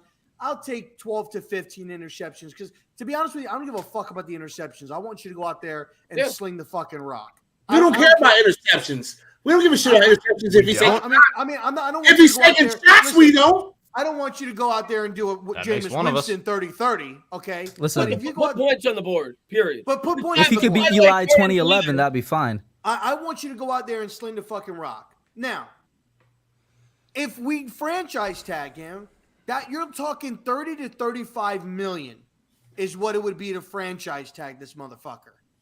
And you're going to pay an extra 10 to 12 million dollars to franchise this bitch. Or you're going to have to give him a 4 or 5 year deal. So Which let is- me expand to what I was saying then, I don't right? want to do that either. Let me Now, expand if on what I was saying. If you give him the 5th-year option, though, you have an out. Mhm. You have an out because this is what they need to go into saying. And I said this to PTA, and he said it last week. He said it makes fucking sense. If by week 7 to 9, if we're shitting the fucking bed again, I want DJ out. Put Tyrod in. Tyrod's the starter for the I'm going rest to of the disagree with that. for I'm the gonna- rest of the year. If it at this point, You said if we week get to- 3? No, he said week 7. Week Oh, 7 to 9. oh, I thought you said week 7. Week 7 to 9. Halfway At through the that year. point, we're more than likely going to have Okay. Evan Neal, which he'll be the right tackle. You got Feliciano at guard, at center. You're going to have Glow at guard and shit like that. And who knows who You're the gonna left have guard's gonna be. way better offensive You're line. gonna have a better offensive line. So you have a It's gonna be better better. offensive line. It should be You're gonna better. have- Let's not say it's going to You're be gonna have better. you're gonna On have paper, Saquon, here's the who's thing. On paper, it's 100%, way better. and you're gonna have on paper wide receivers that look decent if they right? can stay healthy. if they can stay healthy. But If here's everybody what I'm going to stays say. healthy Here's what I'm and saying. we're Tana. still struggling, I know you want to I go, want but him let out. me expand what I was talking about earlier because he was going off of my franchise tag comment. So that comment was on if he puts up top 10 quarterback numbers, right? Which I don't think is gonna happen. It If could. that happens, Probably won't. and the Giants want I think it will. for some reason to continue, the experiment with DJ, you put the franchise tag on him. If they are not convinced, bro, you just replace them. Like it's as simple as that. I'm the only way But I'm the thing is, extending him. You have to think of it from this perspective. Let's look at it from this perspective. We're all saying we want to see all this crazy progression, but if he's showing that he's coming along in this offense, Yeah. one, with how quick turnaround is in this league, I don't want to bring in a rookie quarterback to then have to try to learn and again hitting not the reset, but hitting the You're putting hitting it the in reset. fucking You're new. bringing a rookie No, quarterback. I hear what you're saying, You're- but you're it comes to a neutral. point where it's like it's less about what we 'Cause now want and that's more 2 about what's years. realistic. That's 2 years. Yeah. I think with this division, we have. I'll be honest with you. If we stay healthy, we have a chance to win the division next year. That's how bad We have a this division chance. is. It's not We a have a good chance one, but we have a chance. because I think the Cowboys took a major step back. The Eagles are. I think the Eagles are going to win it. I think the Eagles. I think the Eagles are the best team in the division right now. Yeah, I hate to say it. I just. Yeah. I don't think sleep if on the it- Eagles, man. If it comes down to it, I say you give them the 5th-year option on to have Here's a, the to thing. Have to have a safety blanket. Here's the thing. Yeah, My dog. What's up with you, Fenton? Good to see you, brother. good to see you, Authentic. I was going to say something about Jones, and now I forgot. I Well, can't. Chris, I can't- once you go, I'm gonna say something after you. Though. Yeah. No, you go ahead, Nate. You go ahead. I was going to say something, but I forgot. I'm gonna give an unpopular opinion here. Oh, now I remember. I don't want to forget. Go right ahead. I'll go after you. Yeah, I'm just going to say it real quick. It was just a quick point that I wanted to say. When you brought up the week 7 to 9 timetable and when you would bring in Tyrod Taylor, Giants fans may not want to hear this, but it's just logic. And it's just the truth. There is going to be a 4 or 5 week buffer for Daniel Jones because there is a brand new scheme that this guy has to, again, learn. And the New York Giants, I think, are going to realize that. And I, as a Giants content creator, by the end of the year, I need to think like Hub was saying, this guy's at least a top 10 quarterback if I'm even contemplating giving him a contract extension. But I'm probably not going to evaluate him until about week 4 or 5, till he has 4 or 5 weeks in this scheme to get accustomed to it. And then I need to see him take off in a big way. So I don't see them benching him by week 7. That's just my honest opinion, just based off play. Now, he may get hurt. We've seen that the last couple of years for sure. Remember, it's always around week 10 that he gets hurt, right? So it's Yeah. right around that timetable. I think he'll get at least 10 or 11 weeks. And if he's not playing well after that, you may see. And 10 or 11 weeks is also like that's closer to the midpoint now because we have 17 games. So if that happens, there's still 7 whole games of Tyrod Taylor to start. That's if he's playing really bad, I can see a hook after about 11 games. So I want to ask on to that. Would you bench him if he's playing really bad? Would you bench him if he's playing average? What's like the threshold for benching him here? Daniel Jones? Yeah. Here's my outlook, and I know Authentic disagrees with this. I know maybe you guys disagree with this. My outlook is this: I know what Tyrod Taylor is. I know what he is. Tyrod Taylor is a good, very good backup quarterback, very good, and a marginal starter. That's what he is. I know I'm not. I have no future with Tyrod Taylor as my starting quarterback. When this team's going to get good, he will not be the starting quarterback. I know more than likely that will probably be the case with Daniel Jones, but I don't know that for a fact. So if I'm the head coach and the general manager of the New York Giants, I'm doing everything I possibly can to find out whether or not he could be the future quarterback for this football team. So I'm not going to have a quick hook this year with him to bring in a 33-year-old backup quarterback. I am not looking at this as a team that's looking to compete for a Super Bowl this year. I'm trying to evaluate my quarterback. That's why I kept Daniel Jones on the roster. So I'm giving him 10, 11, 12 games. That's my outlook. And if he's playing really bad, give him the hook at that point. But I think there's if you ask me going into the season, is it more realistic that Jones is going to get pulled due to poor player injury? I would say injury. I don't think Jones will get pulled due to his play if I had to guess, but I could obviously see him getting injured. Okay, so I want to. My bad, man. Yeah, it's fine. I want to shift the perspective here a little bit, and I know we're bumping up on the end of the stream here, so I'll just, this will be the last thing I give here. I want to shift the perspective and talk about quarterbacks in general real quick as this pertains to the conversation about Jones. And before I say it, I think you're absolutely right. We got to see what we have in this new offense, because it is something that Jones, like our own owner himself said, we've done everything we can to screw him over. So I think it's only fair that we do see what happens this year, and then we'll see if something gets better.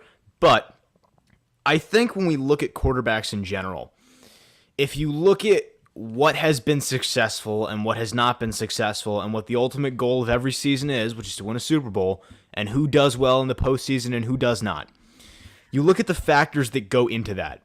And obviously, when it comes to winning a Super Bowl, the sample size in recent memory is polluted by Tom Brady, but we can just pretend. Even with that included, if you don't have an elite quarterback, your odds are immediately, the deck is stacked against you. Immediately, from the jump. So when I look at this, I look at Daniel Jones, and he doesn't have to be Daniel Jones. It could be another guy in his position.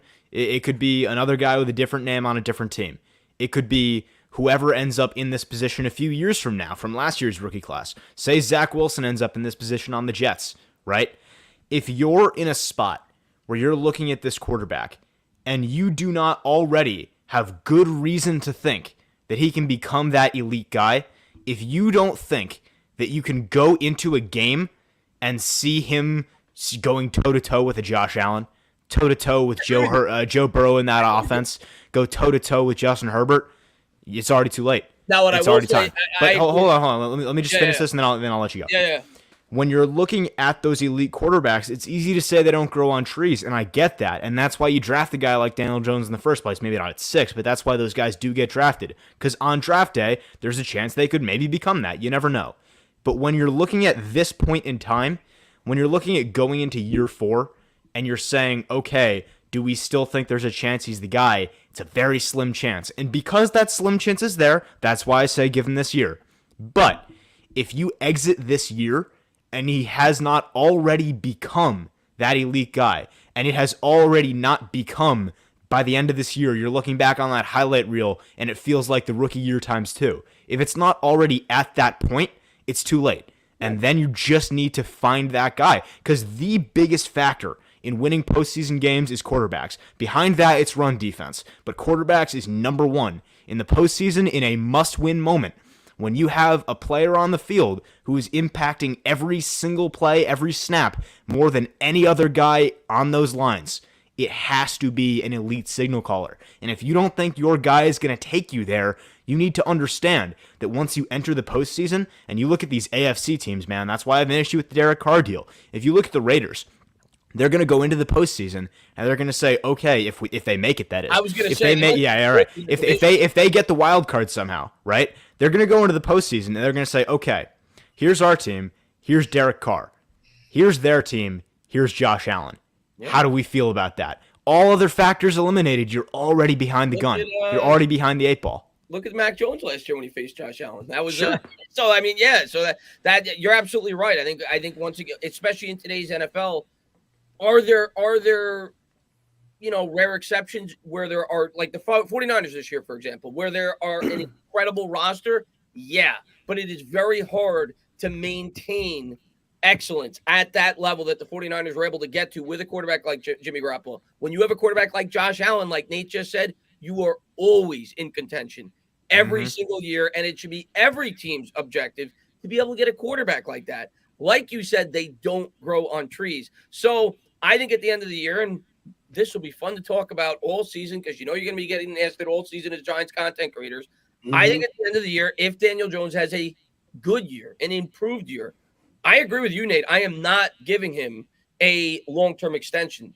That being said, if the Giants don't feel like they are in a position to move up and get a quarterback that could potentially be that, you maybe you do give him a franchise tag. That's my take on it. Some Giants fans may not want to hear that.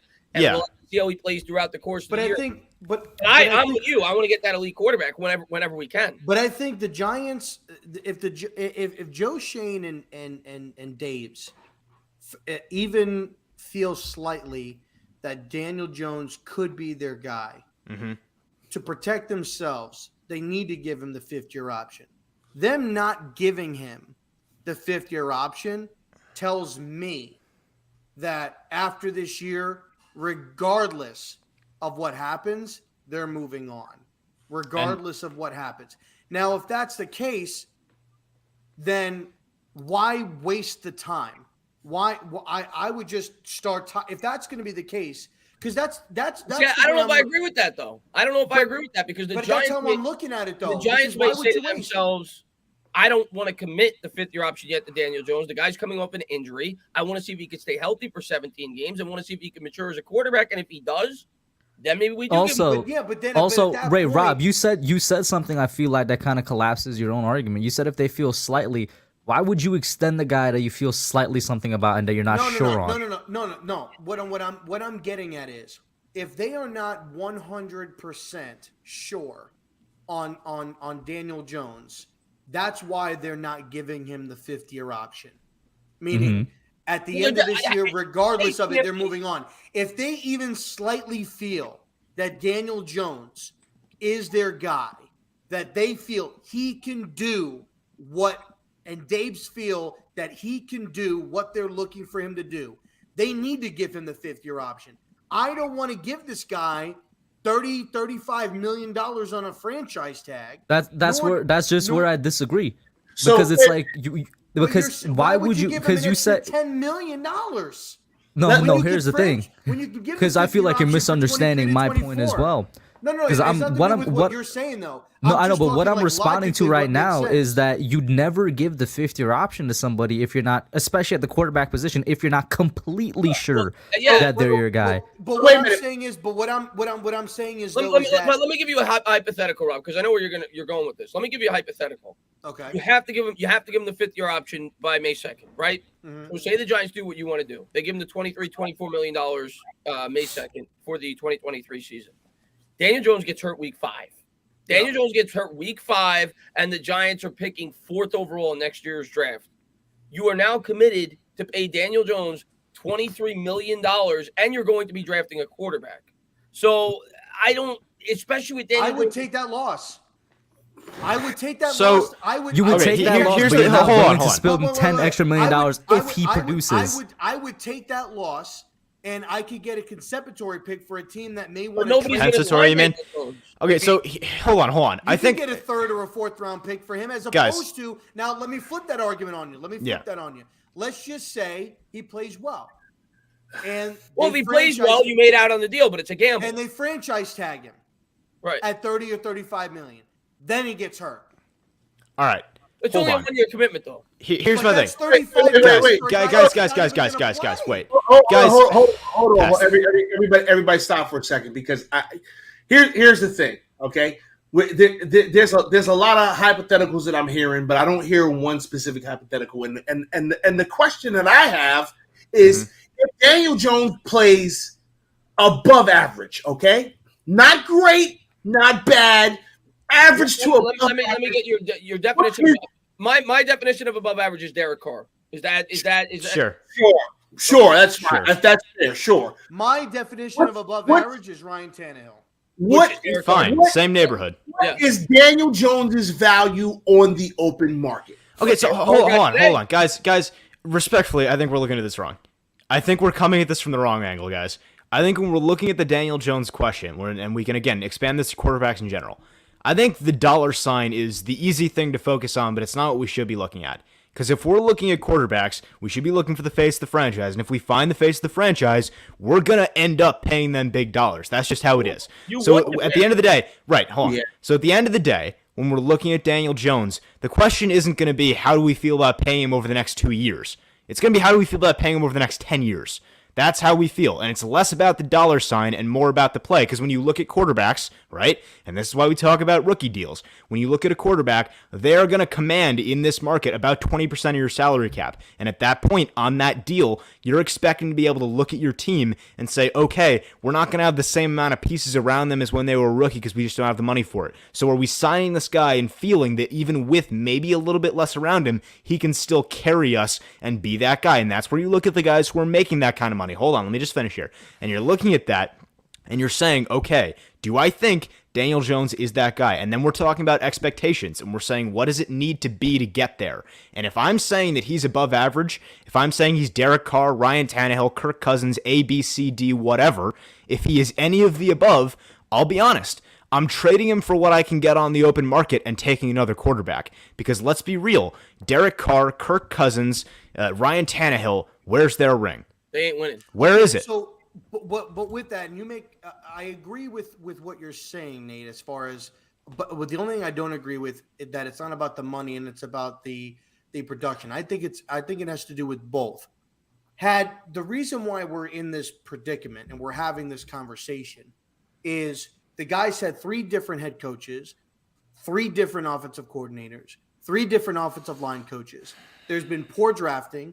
There has been lack of offensive linemen built, not to mention the injury prone between him, the wide receivers, the running back, et cetera, et cetera. Okay. So at this point, at a 4th year, right, we should know whether this guy is the franchise quarterback or not. Now we're on this teeter-totter that keeps going like this because it's like, yeah, Daniel Jones, he's not really showing us when he's in the game, but he didn't have Kadarius Toney and Sterling Shepard and Slayton and Barkley and this. But when they were there, he showed glimpses. Oh, but the offensive line is terrible. So we can never keep that teeter-totter balanced. In this situation that we're in, it would be stupid for us to go into this 1 year taking a risk when we're in a financial bind.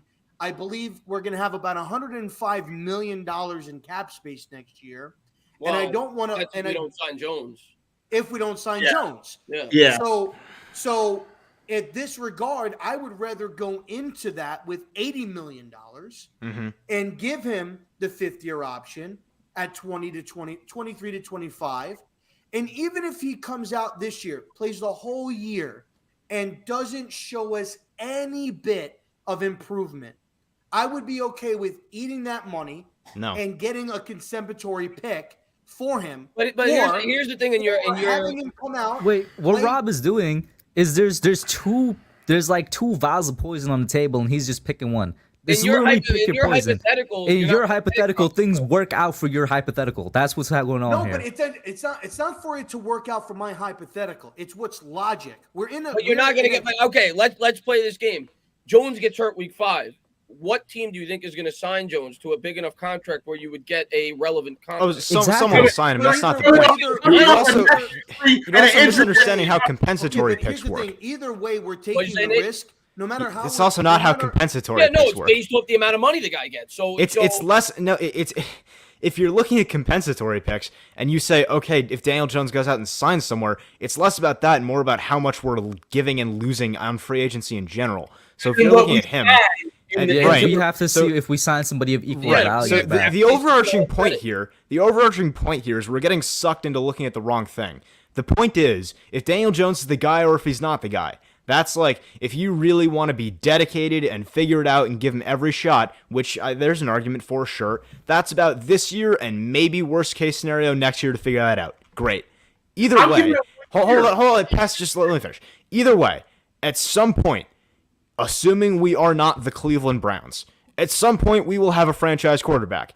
And at that point, we are going to need to pay that franchise quarterback about 20% of our salary cap. Right now, that's $40 million. In 5 years, who knows how much that's going to be. But the point being, at some point, you're going to have the face of your franchise, and you're going to need to pay that guy that much. Now, what we're talking about is whether Daniel Jones can be that guy. And you're talking about the risk, Rob, and you're talking about the min-max with the risk and reward, and that's very valid. That's very fair. But at the same time, that's thinking small picture. When you're looking at Jones and you're looking about what he could become and you're looking at the team, After this year, that is all the time we have. At that point, if you dedicate another year on top of that to figuring it out and giving him a fair shot, you're screwing with the timetable of the rebuild. But the thing is that we're losing money regardless.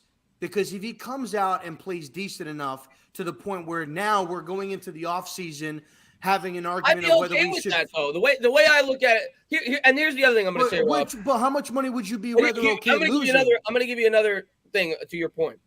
If Daniel Jones, say we sign him to the 5th-year extension, say they do what you want to do, and he has a 35-touchdown season, he's not Hub, playing. I will destroy you. Do not start this in chat. He is going to demand that the New York Giants give him a contract extension. So I don't think I will end you. What'd you say? He's talking to Kush being Kush. Don't worry about Kush. No, keep going, Chris. No.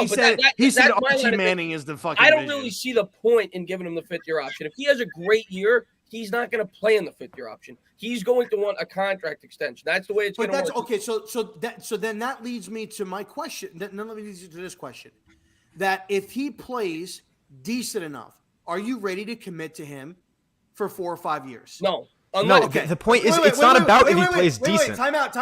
Nate, time out. I gave you your time. If you're not ready to commit to a 4 or 5 year deal, the only other option was what Hub suggested, obviously, which is the only logical option, which is you weigh free agency and you weigh the draft. And then do you want to wait until the draft? Is there a quarterback in free agency that you think that you can go with? Okay. If not, then your only other option is to franchise tag. Now, you have to make that choice before free agency because that's when the franchise tags get issued.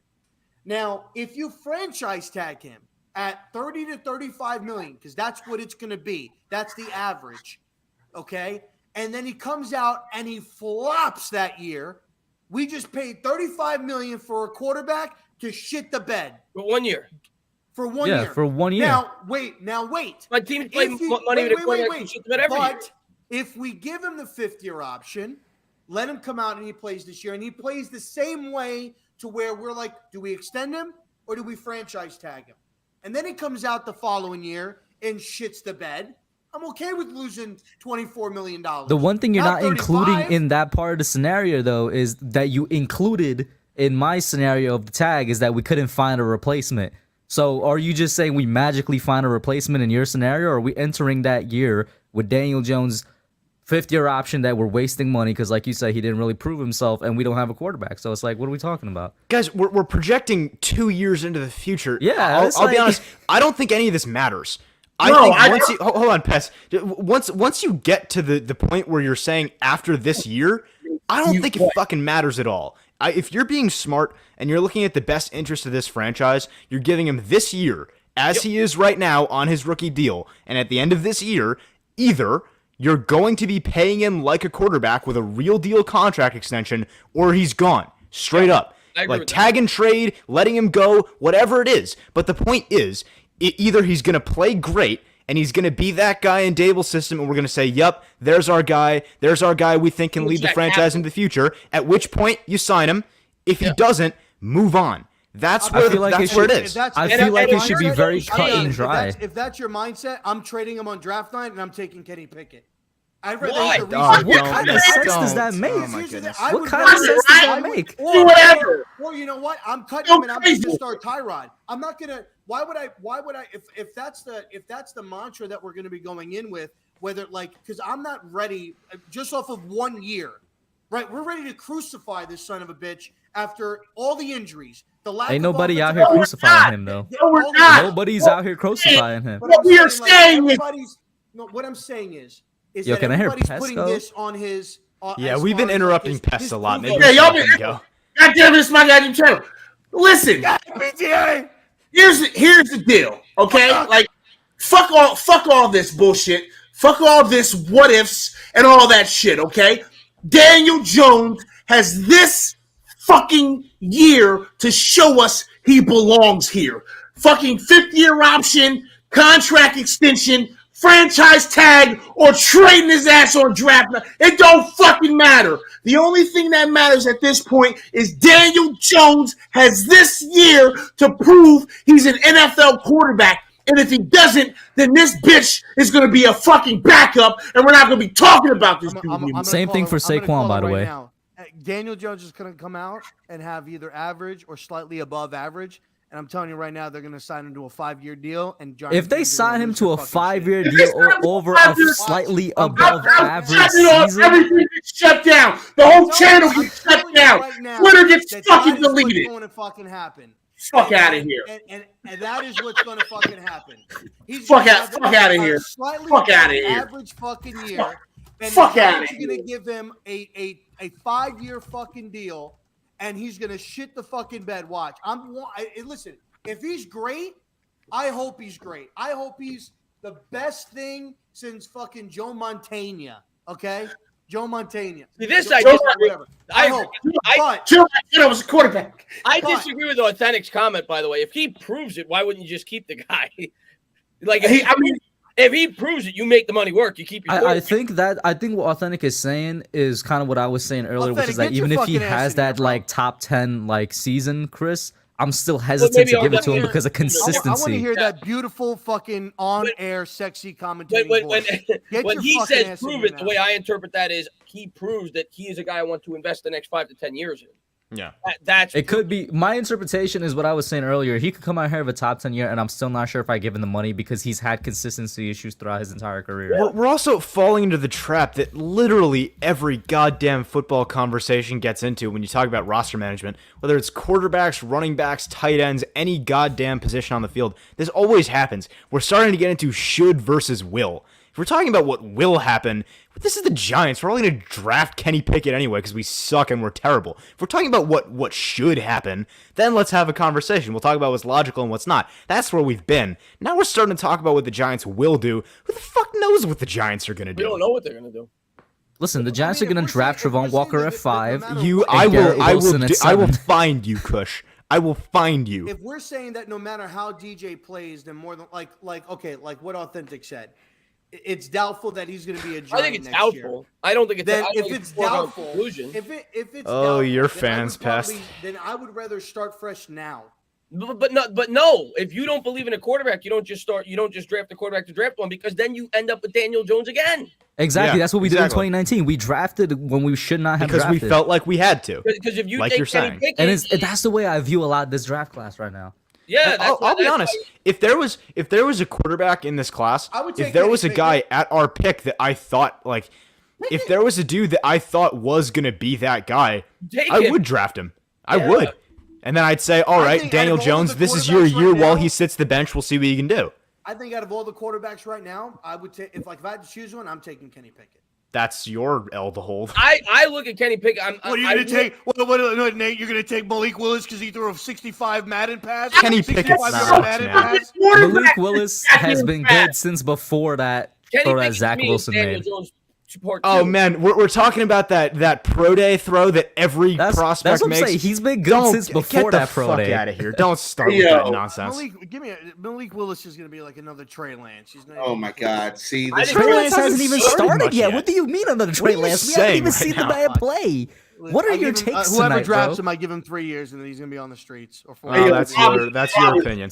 That's Daniel Jones, as a wise man might say, you have a right to be wrong. Jones. I thought I was drunk. Rob's drunk as shit, bro. Listen, Rob, listen, it's more likely that in 2 years' time, Daniel's going to be working at a McDonald's than starting for the Giants, bro. Look, I tell you what, how many quarterbacks were taken in last year's draft?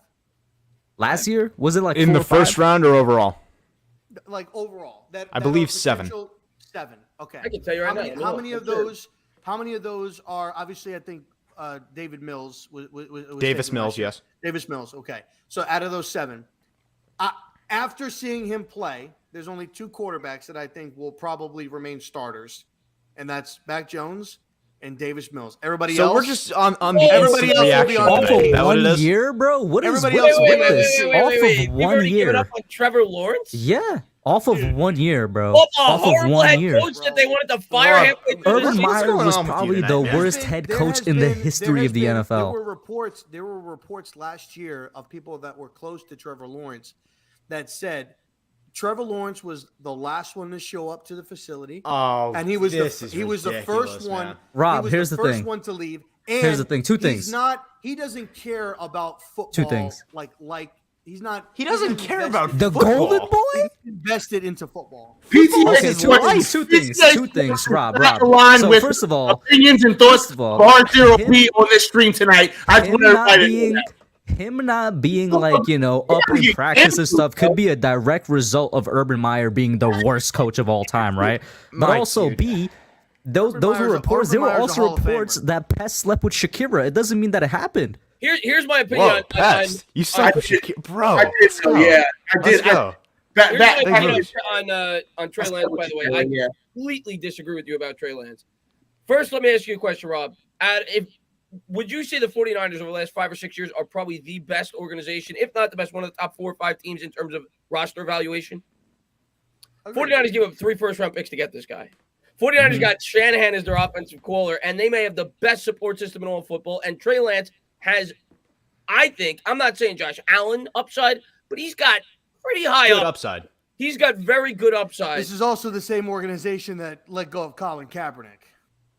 No, actually, it's not. It's a completely different regime. But Colin Kaepernick wasn't Yeah. even that good when they let go. Same team. It was. Yeah, But but we're talking about Dude, regimes. come Like on, man. we want to talk about Dave The Gettleman Giants on are the same Giants team now? that Is won that the what we're Super gonna be Bowl in doing? 2012. Okay, What's your point? The Giants have been the same team for the last 364 years, motherfucker. I think Trey Lance can be a top 10 quarterback this year. I really do. Oh, I think he's speaking of this, by the way, 49ers are going to the Super Bowl. if Trey Lance is as good as I think he's going to be, I'm with you. Oh my fucking god! They Nate. could. They're- No, the NFC is dying, and the 49ers are coming up at the right I time. can see Trey Lance doing what Colin Kaepernick did when he replaced Alex Smith. It's I going to can see be. it. Listen, let me ask you a question, and then we're going to wrap it up. Nate, do you believe? Let me ask this. How Wait, do many we have to people wrap it up believe- now? I mean, we're going to end the stream, but we can all stay in chat if you want. Oh, you guys can't go any later. Okay. I mean, you got to talk. You got to talk to this guy. The I'm old okay. man here. You got to talk. to He the is old. Man. He does have a bedtime. Old man Pest over in that corner. You got to Yeah. talk to the old man. Like I put I got. Listen, bro. I got all the time in the world because KB wasn't able to do Young Guns. That's why I'm here in the first place. I just wanted to talk football, so I got like all the time in the Listen, world. Grandpa, if you just get your prune juice, all right, and then come back in about 20 minutes, it's gonna be good. Okay. Okay. We'll be here waiting for you. Okay. Do you believe that sports are somewhat like rigged, Nate, at all? Wait, Rob, turn up your volume in StreamYard. You know how to do that, right? Just turn it up. They're saying you need more volume. How do I do that? So you click the settings I got it. gearbox. Yeah. I got it. Okay, got it. Is that better? Cool. Nate, do you believe that sports are potentially rigged? Hold on. Do I or do I not need to hit my blunt before I answer this? Where is this going, RZeroB? Where are we going? Listen, Nate, it's just a yes or no answer. You gotta, if Nate goes, hold on a second, Yeah. be like, hey, show's over. Show's Do done. you believe in some capacity, Nate, that sports are rigged? Which sport? Any sports. SPORTS. Sports. And let's stick to the NFL. WWE exists, so yeah. The NFL. Okay. The NFL. So let me ask you, so then if you believe that it's possible, Nate, if you think for one single solitary second that Tom Brady is not going to go out a Super Bowl fucking champion, you are smoking some major drugs. I want to know what you got over there in your pipe because it ain't marijuana. I wanna know what you Wait, smoke so before can the I, stream, bro. Rob, here's my thing, because I do believe to some capacity riggings be happening. We saw it with the Lakers and the course. Kings back in 2001, right? But I'll say this. To that extent, the Giants would have been competing in Super Bowl so many times this past decade because they play in New York. Did we fucking forget what the name of the goddamn football is? Did we forget? Like, Mara. are we fucking for real right now? Whenever somebody, I definitely think there are instances where the point spread comes into account. I'll say that right now. I definitely think that. I think Vegas and betting that runs 100%. But what I'll say is this: do I think the NFL rigs who the champion is going to be? 100% no. No. People have asked this to me on my channel before. How can you rig the David Tyree catch? How can you rig that? If he doesn't catch that ball, the game's over. So how you can't rig that. But I always compare sports, like Nate said, like the WWE. Like it's obviously we all know like the WWE, it's scripted But it's and whatever. scripted, yeah. I don't know if I'd call it rigged if they have a script. It's scripted, but what they're still actually going out there, putting their bodies on the line, doing these crazy things, suffering injuries and all of this other stuff to make it look legitimate. Rob, so I got a question for you, Rob. I got a question Nate. for you. Sure. If you think the NFL is rigged, what the fuck are you doing here analyzing it? That's what I'm saying. I don't have my tin hat tonight, y'all. Listen, at the end of the day, I think sports are rigged. All sports are rigged. But I love the sport. When you say rigged, I just want to make sure I'm getting what you're saying. When you say rigged, you're saying they have a predetermined champion in every sport before the season starts. Yep. So then, with that being said, here's what I'm taking from this moment here. What I'm taking out of this moment is that Rob, everything he said about Daniel Jones in the last 20 minutes was one long, elaborate troll leading up to this moment where he explains his Austin. It was me all along. You did the Vince McMahon. Oh my God, I love it. No, but I mean, when you think about it, look how many of the same teams are always in contention. Look how many of the same teams are always good. With no matter. Okay, so let me ask you this then. You're saying so there's 32 teams in the National Football League. Let's just use the NFL for example. There's 32 teams in the National Football League. There's 32 owners. There's 32 general managers. There could be potential. We'll just say for argument, there's 32 assistant general managers, people that know money, they know how to make contracts. Hell, they're millionaires. They're in the National Football League. Now you've got coaches that went through Pop Warner, Pee Wee, middle school, high school, semi-pro, pro, college, all of this other stuff. You're gonna honestly tell me that these people don't know how to make contracts? That they don't know how to coach, that they don't know nothing. You've never watched the game. You've never watched the game and just said, like, there's no way. Okay, prime example game: Saints, Minnesota Vikings. The Minneapolis Miracle. The Stephon Diggs catch. The Stephon Diggs catch. Go back and watch that. There was no reason. I watched that today, Rob. There was seconds left. The safety didn't even need to dive at the feet. All he had to do was grab sticks. He missed a hit stick. It happens. I mean, why? Because I don't remember what was the score in the game when that played. It was a 1-point game. It was a 1-point game. Okay, so I'm going to give you a reasonable opinion on why he might have been as passive as he was. Why are we entertaining this? He wasn't passive. Field goal range, they lose the game. No, but he wasn't. Yo, Pest, what's up, man? I haven't spoken to you in a minute. Passive. Yeah, it's been a minute, man. What he did was when he went to him. So Diggs goes up to make the catch. When he comes over here, he dips his shoulder and goes down towards his ankles. Pause. All he had to do was when Diggs was in the air, all he had to do was grab him and hold him. They had no timeouts. They had no timeouts. What is going on? Is this real life? They had no timeouts. I'm in a dream At right that now, point, right? it would have been forward progress, and then the clock would have ran out. I'm in a dream. This is hurting my soul. Well, because I stood up and I. This is not real. This is not real. Rob. Yo, Tana, what did you have for dinner, bro? Do I got something on my face? Rob, what did you have for dinner? What? I don't even remember. I'm having Taco Bell. It's on the way. Listen, man. I think you're having a side of cocaine mixed with whatever Dan Campbell gives his players before they go out to practice, bro. Rob is on all of the fucking drugs tonight. Listen, I don't know what the fuck happened. Rob, I have a question for you, Rob. What happens when we go 2 hours? You know who the Patriots were? The Patriots were Triple H. Rob, did you played high school football, right? I did. Did you think high school football was rigged? I was a young kid. I didn't know any better. So you now think high school football is rigged? No, there's no betting involved. I think where there's money So involved. where does the with rigging betting, begin? College. So you think the college games are rigged? Okay, The jump from high school to college is rigging. Let's backtrack. Let's backtrack 5 years ago. Let's backtrack. How about we start at the inception of the NFL? How long has fantasy football been a thing? Anybody know? How long For has like fantasy- 30, Decades. 40 years, maybe decades. okay. Yeah. Forever Now, ago. since the last 3 years, isn't it astonishing on how much the NFL, who never advertised really fantasy football, like betting, like they talked about fantasy, but they never sponsored and talked about DraftKings, FanDuel, stuff where you can actually make money doing it.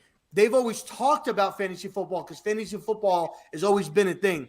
Now it actually goes into like all of their financing. Like they're pushing it. Now listen, this is and true. 5 years ago, it but wasn't like that. it goes back to what Chris is saying. Whereas like I can see them definitely making sure a certain point spread comes out so that there's a little bit of extra money made.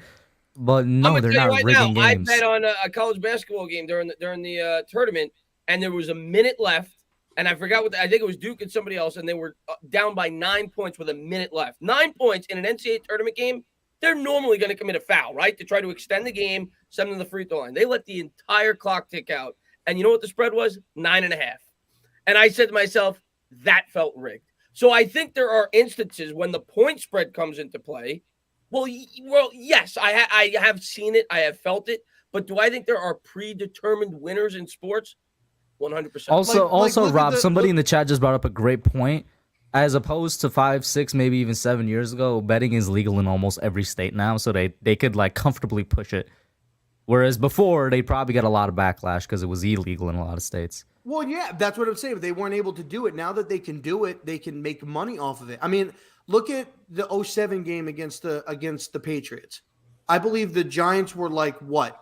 They had the lowest chance of winning. I think they were like 11-point dogs or something like that. It was crazy.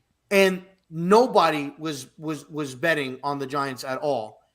But think about how everybody bet on the Patriots.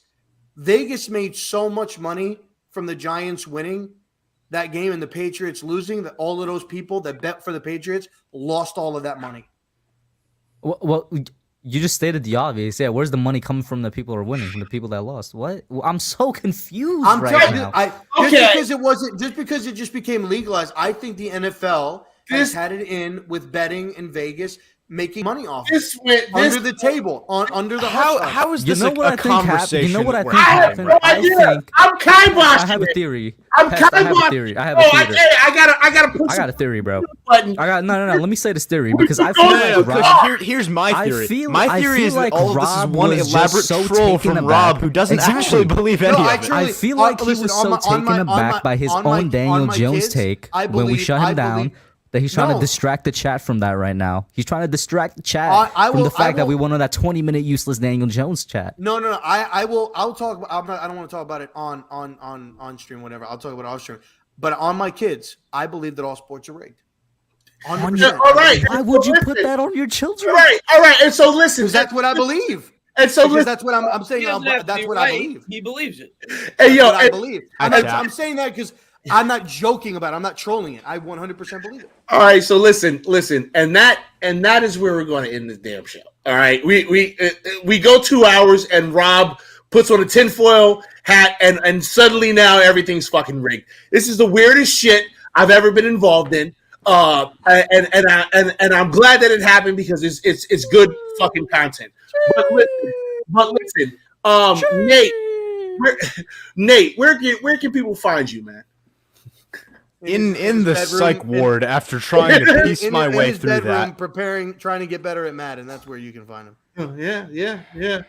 Nate, where he's at right now. Nate, are you gonna put more content on or what? What are we doing here? Yeah, probably. I don't know. Okay. All right. My brain's fried. I'm gonna hold you to it, Nate, because you keep saying you are, and then I know it's a problem. It is. All right, Kush. Tell them where they can find you. At the barbershop. Yeah, well, I hope so. It will be the salon because I'll be getting my. You know what? I was thinking about what you said before. I couldn't remember salon. I'll be getting my cornrows installed like either more closer to the summer, basically. God Almighty, or save us. Hey, listen, we gonna be that cornrow game. Why do you think I'm growing? Exactly. You see, Pest knows what's up. That's why. Why do you think we growing? Pest knows how to get down in Miami as well, bro. Are you gonna get cornrows? What do you mean? He just grows his hair out. bro. Your hair grows out further than this. Do you see how much hair He I has have? a And it's full head of hair it's right like now. and it's like Turn around and show us the I'm not spot in gonna the lie, back, bro. PTA be looking like Lieutenant Murtaugh from Lethal Weapon. Look, listen. When I tell you, I hate my hair right now because it's in the awkward phase I think where it's trying to grow. Give think it it looks like a month, 2 months tops. He's gonna have more than enough to do cornrows. You got a nice hairline. I will tell you that. I'm You gonna- got a I'm nice gonna- does hairline. actually. I'm gonna actually let this grow for about 6 months, and then I'm gonna get it. Oh, you're gonna let it grow out I'm legitimately. gonna let it grow. So what I'm gonna do, what I'm thinking about doing, as we close this up, what I'm thinking about doing is some kind of a crazy design pattern thing. I don't know exactly what I want to do, but like I want to like totally Pest. change. Listen, Please just keep it simple. I'd get twists. I'd get the braids or No, get some waves. No, bro. Hub, he's gonna get a 71. Listen. He's a huge Will Hernandez fan. shut up. 71. Listen, He listen. loves Will Hernandez. I spent 20 years having to do the stupid low fade haircut. I'm doing something extreme with my entire look. My entire look, I'm doing something absolutely extreme. Can you do something with the beard then too? Call the midlife crisis if you want to. I don't care, but like Can you do something with the beard as well then, as please? there's nothing Something wrong. crazy with the beard. There's If nothing. you can do something crazy Dye with the hair, the do something crazy beard. with the beard. I'm telling you, like, let that thing grow out like real long, like out to here. Diet Giants Blue. I was No, I was no, gonna say dye Odell yellow. I was actually thinking about like right here, making this all platinum right here. Like you need to go like Matt Patricia length, like where it's like really out there. All but yeah, because I'm gonna continue to let my beard grow. Like right here. Have Yeah. the beard like right here. Yeah. So anyway. Oh yeah. So where you can find me, right? So Where can we find you? on the channel, obviously, right? The hub. We're actually finally 100 subscribers away from hitting that 4,000 mark. I've been waiting for that for like Dope. a year and a half, man. But Dope. I've been super busy with school. I'm actually, YouTube is opening some doors like in media and stuff. Hopefully that, actually pans out. We'll see where it goes. And then on Twitch, because everybody has mentioned Twitch so much, I will be I've been playing WWE 2K since I got it early last week. I'm gonna be doing the My Rise on Twitch sometime coming up this week, starting Monday. Send me your 'Cause Twitch it's link so I pretty can follow cool. you. For sure, I got you. I'll drop it in chat. Also, sorry, I just remembered this. I would be doing a disservice to someone. I just remembered. Sorry. You can find me. I know I have not been posting for a long time. I'm not going to pretend that I have any schedule. But I will be making an appearance on the Full Press Giants podcast. I'm not sure exactly when, but it's going to come out sometime in the next few days. We're recording tomorrow night. Just I have to plug that. Otherwise, I'd feel bad about it. All right. Okay. YouTube Yoda. We all know where to find you, but I think after tonight he's never gonna do another podcast with me ever again. no. Chris is I'm just enjoying kidding. this so I'm much. just don't kidding. worry. Listen. No. Here's the thing. Here's the funny thing about YouTube Yoda. Y'all want to peek behind the curtain? YouTube Yoda has been sitting here the whole time trying not to say fuck, but I know he wants to say fuck. And one of these days we're gonna get him to say fuck. Oh yeah. One What of did he these say? days, it's happening. Just say it right now. Just Yeah, say it. one of these days he's gonna be No, like, he's not "Hey, gonna no, say it now. fuck that." No, We're gonna be you like, don't get it. Yeah. He's not going to fold to the peer pressure. I'll tell you what. If the He's New gonna York say it when Giants- we win the Super Bowl. if the New York Giants draft Kenny Pickett, you'll hear it. No, it's just he's not going to fold to peer pressure, Pest. It's just that you have to piss him off so much that eventually he fully loses it. You know how many times do you like this is like realistic, this is like legitimate, right? Because I'm transparent now, and I like for everybody to remember that we're fucking human beings. We're not talking heads in a strange box. Do you know how many times I've heard YouTube Yoda say fuck? A lot. A lot. I'm not gonna lie. A lot. You know that picture? I could that count on my somebody- hands, This that's was like about a it. couple of months ago, but somebody posted a picture that if they drafted somebody, it was like you're like like you made that face. That needs to be an emote on your YouTube channel. I'm just saying. Yeah. I'm just saying it needs to be an Listen, emote on YouTube. and listen.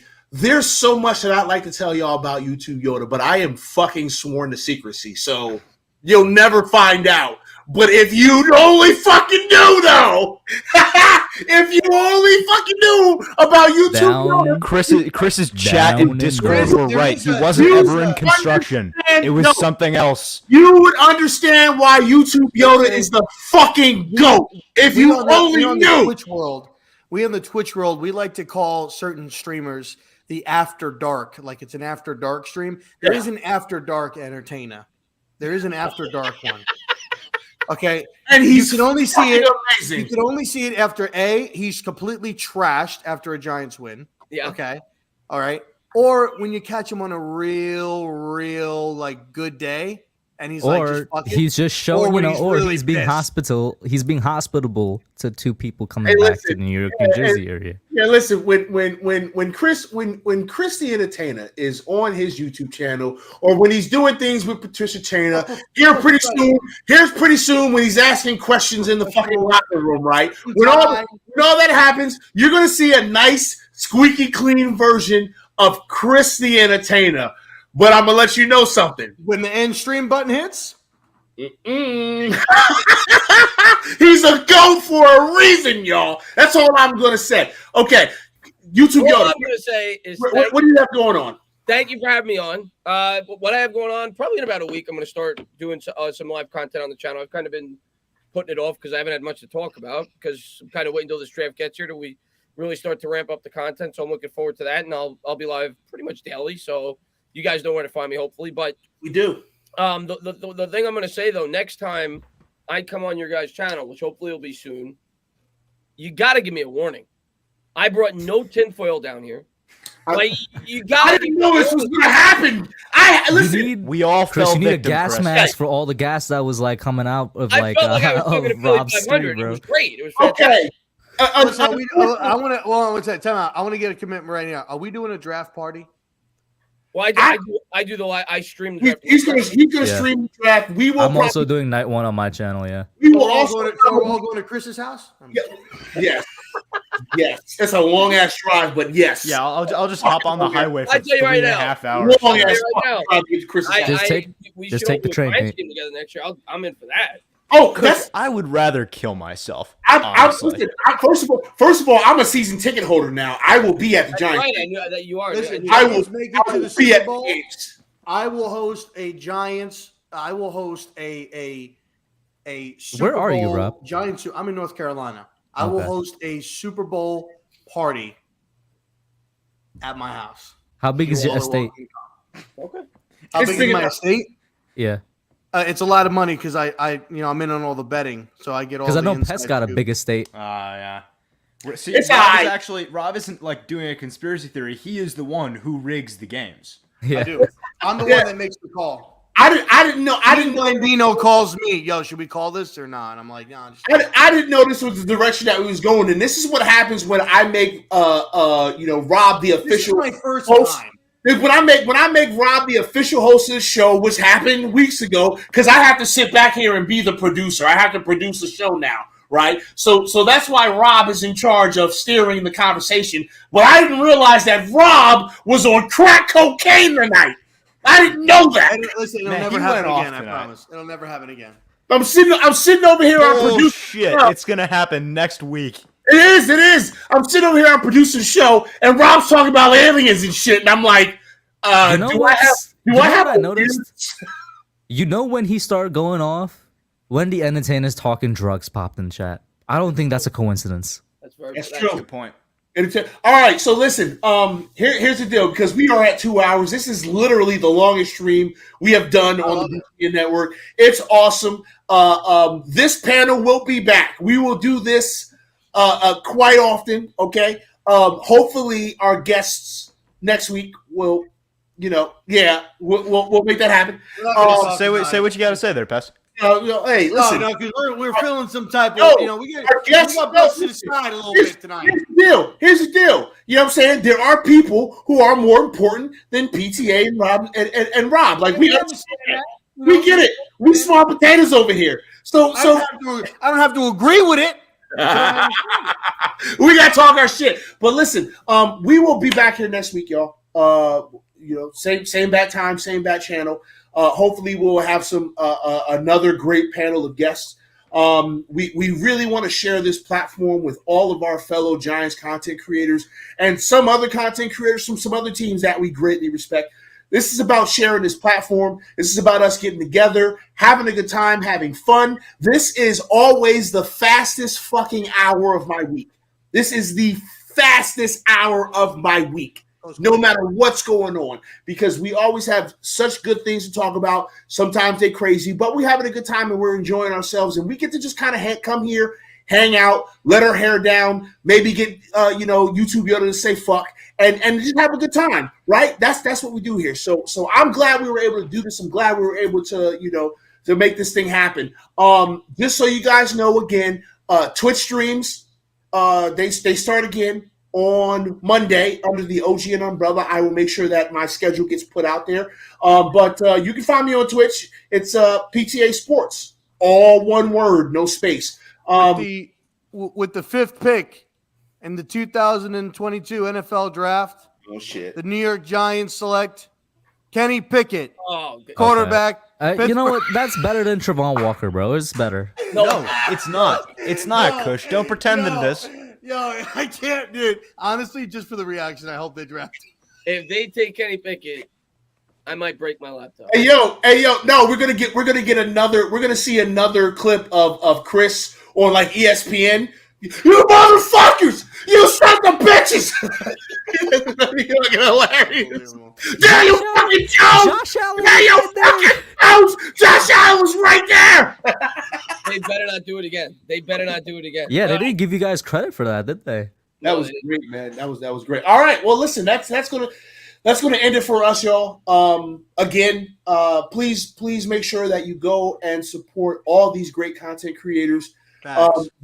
Listen, the Giants content creation family, all of us, because we are family, even though a lot of us we fight and we do all that sometimes, but we are all family. There's one guy I fight with. That's it. No, I mean, listen, sometimes we get in scuffles or whatever. That's what family does. But there is legitimately Giants content every fucking day of the week. And if you're not patronizing all these great content creators, then I don't know what the hell to tell you. Make sure you go and sub everyone up if you haven't. You already subbed to Entertainer because he's the fucking man. I'm going to continue to blow him on camera every chance I get. I said what I said. Pause. Pause.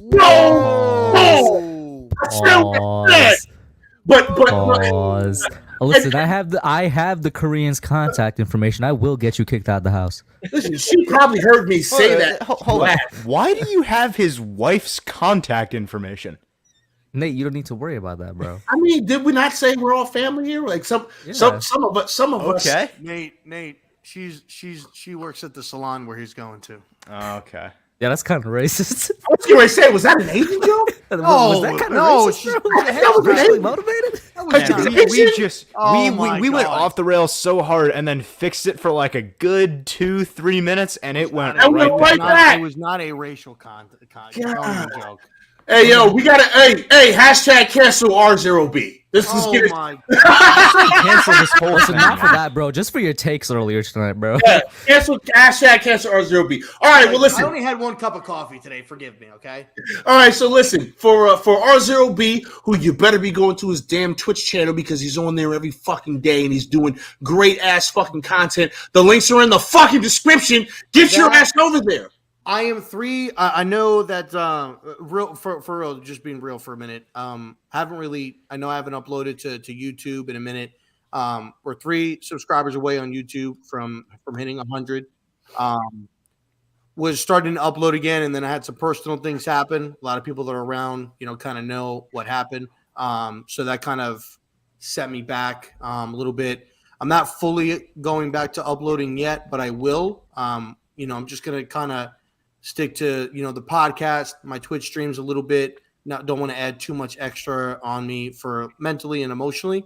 But I will start uploading again once we kind of get going and I get ready. So I apologize for the no uploads, but we are 3 subscribers away from hitting 100 so that I can get your ass to his YouTube channel and sum it up. The links are in the description. All right. So for Nate, for Hub, for YouTube Yoda, for RZeroB, I am PTA Sports.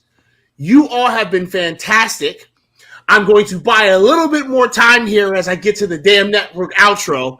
And I will say to you that we will get up with you guys later. You all take care and have a great rest of your week. Deuces!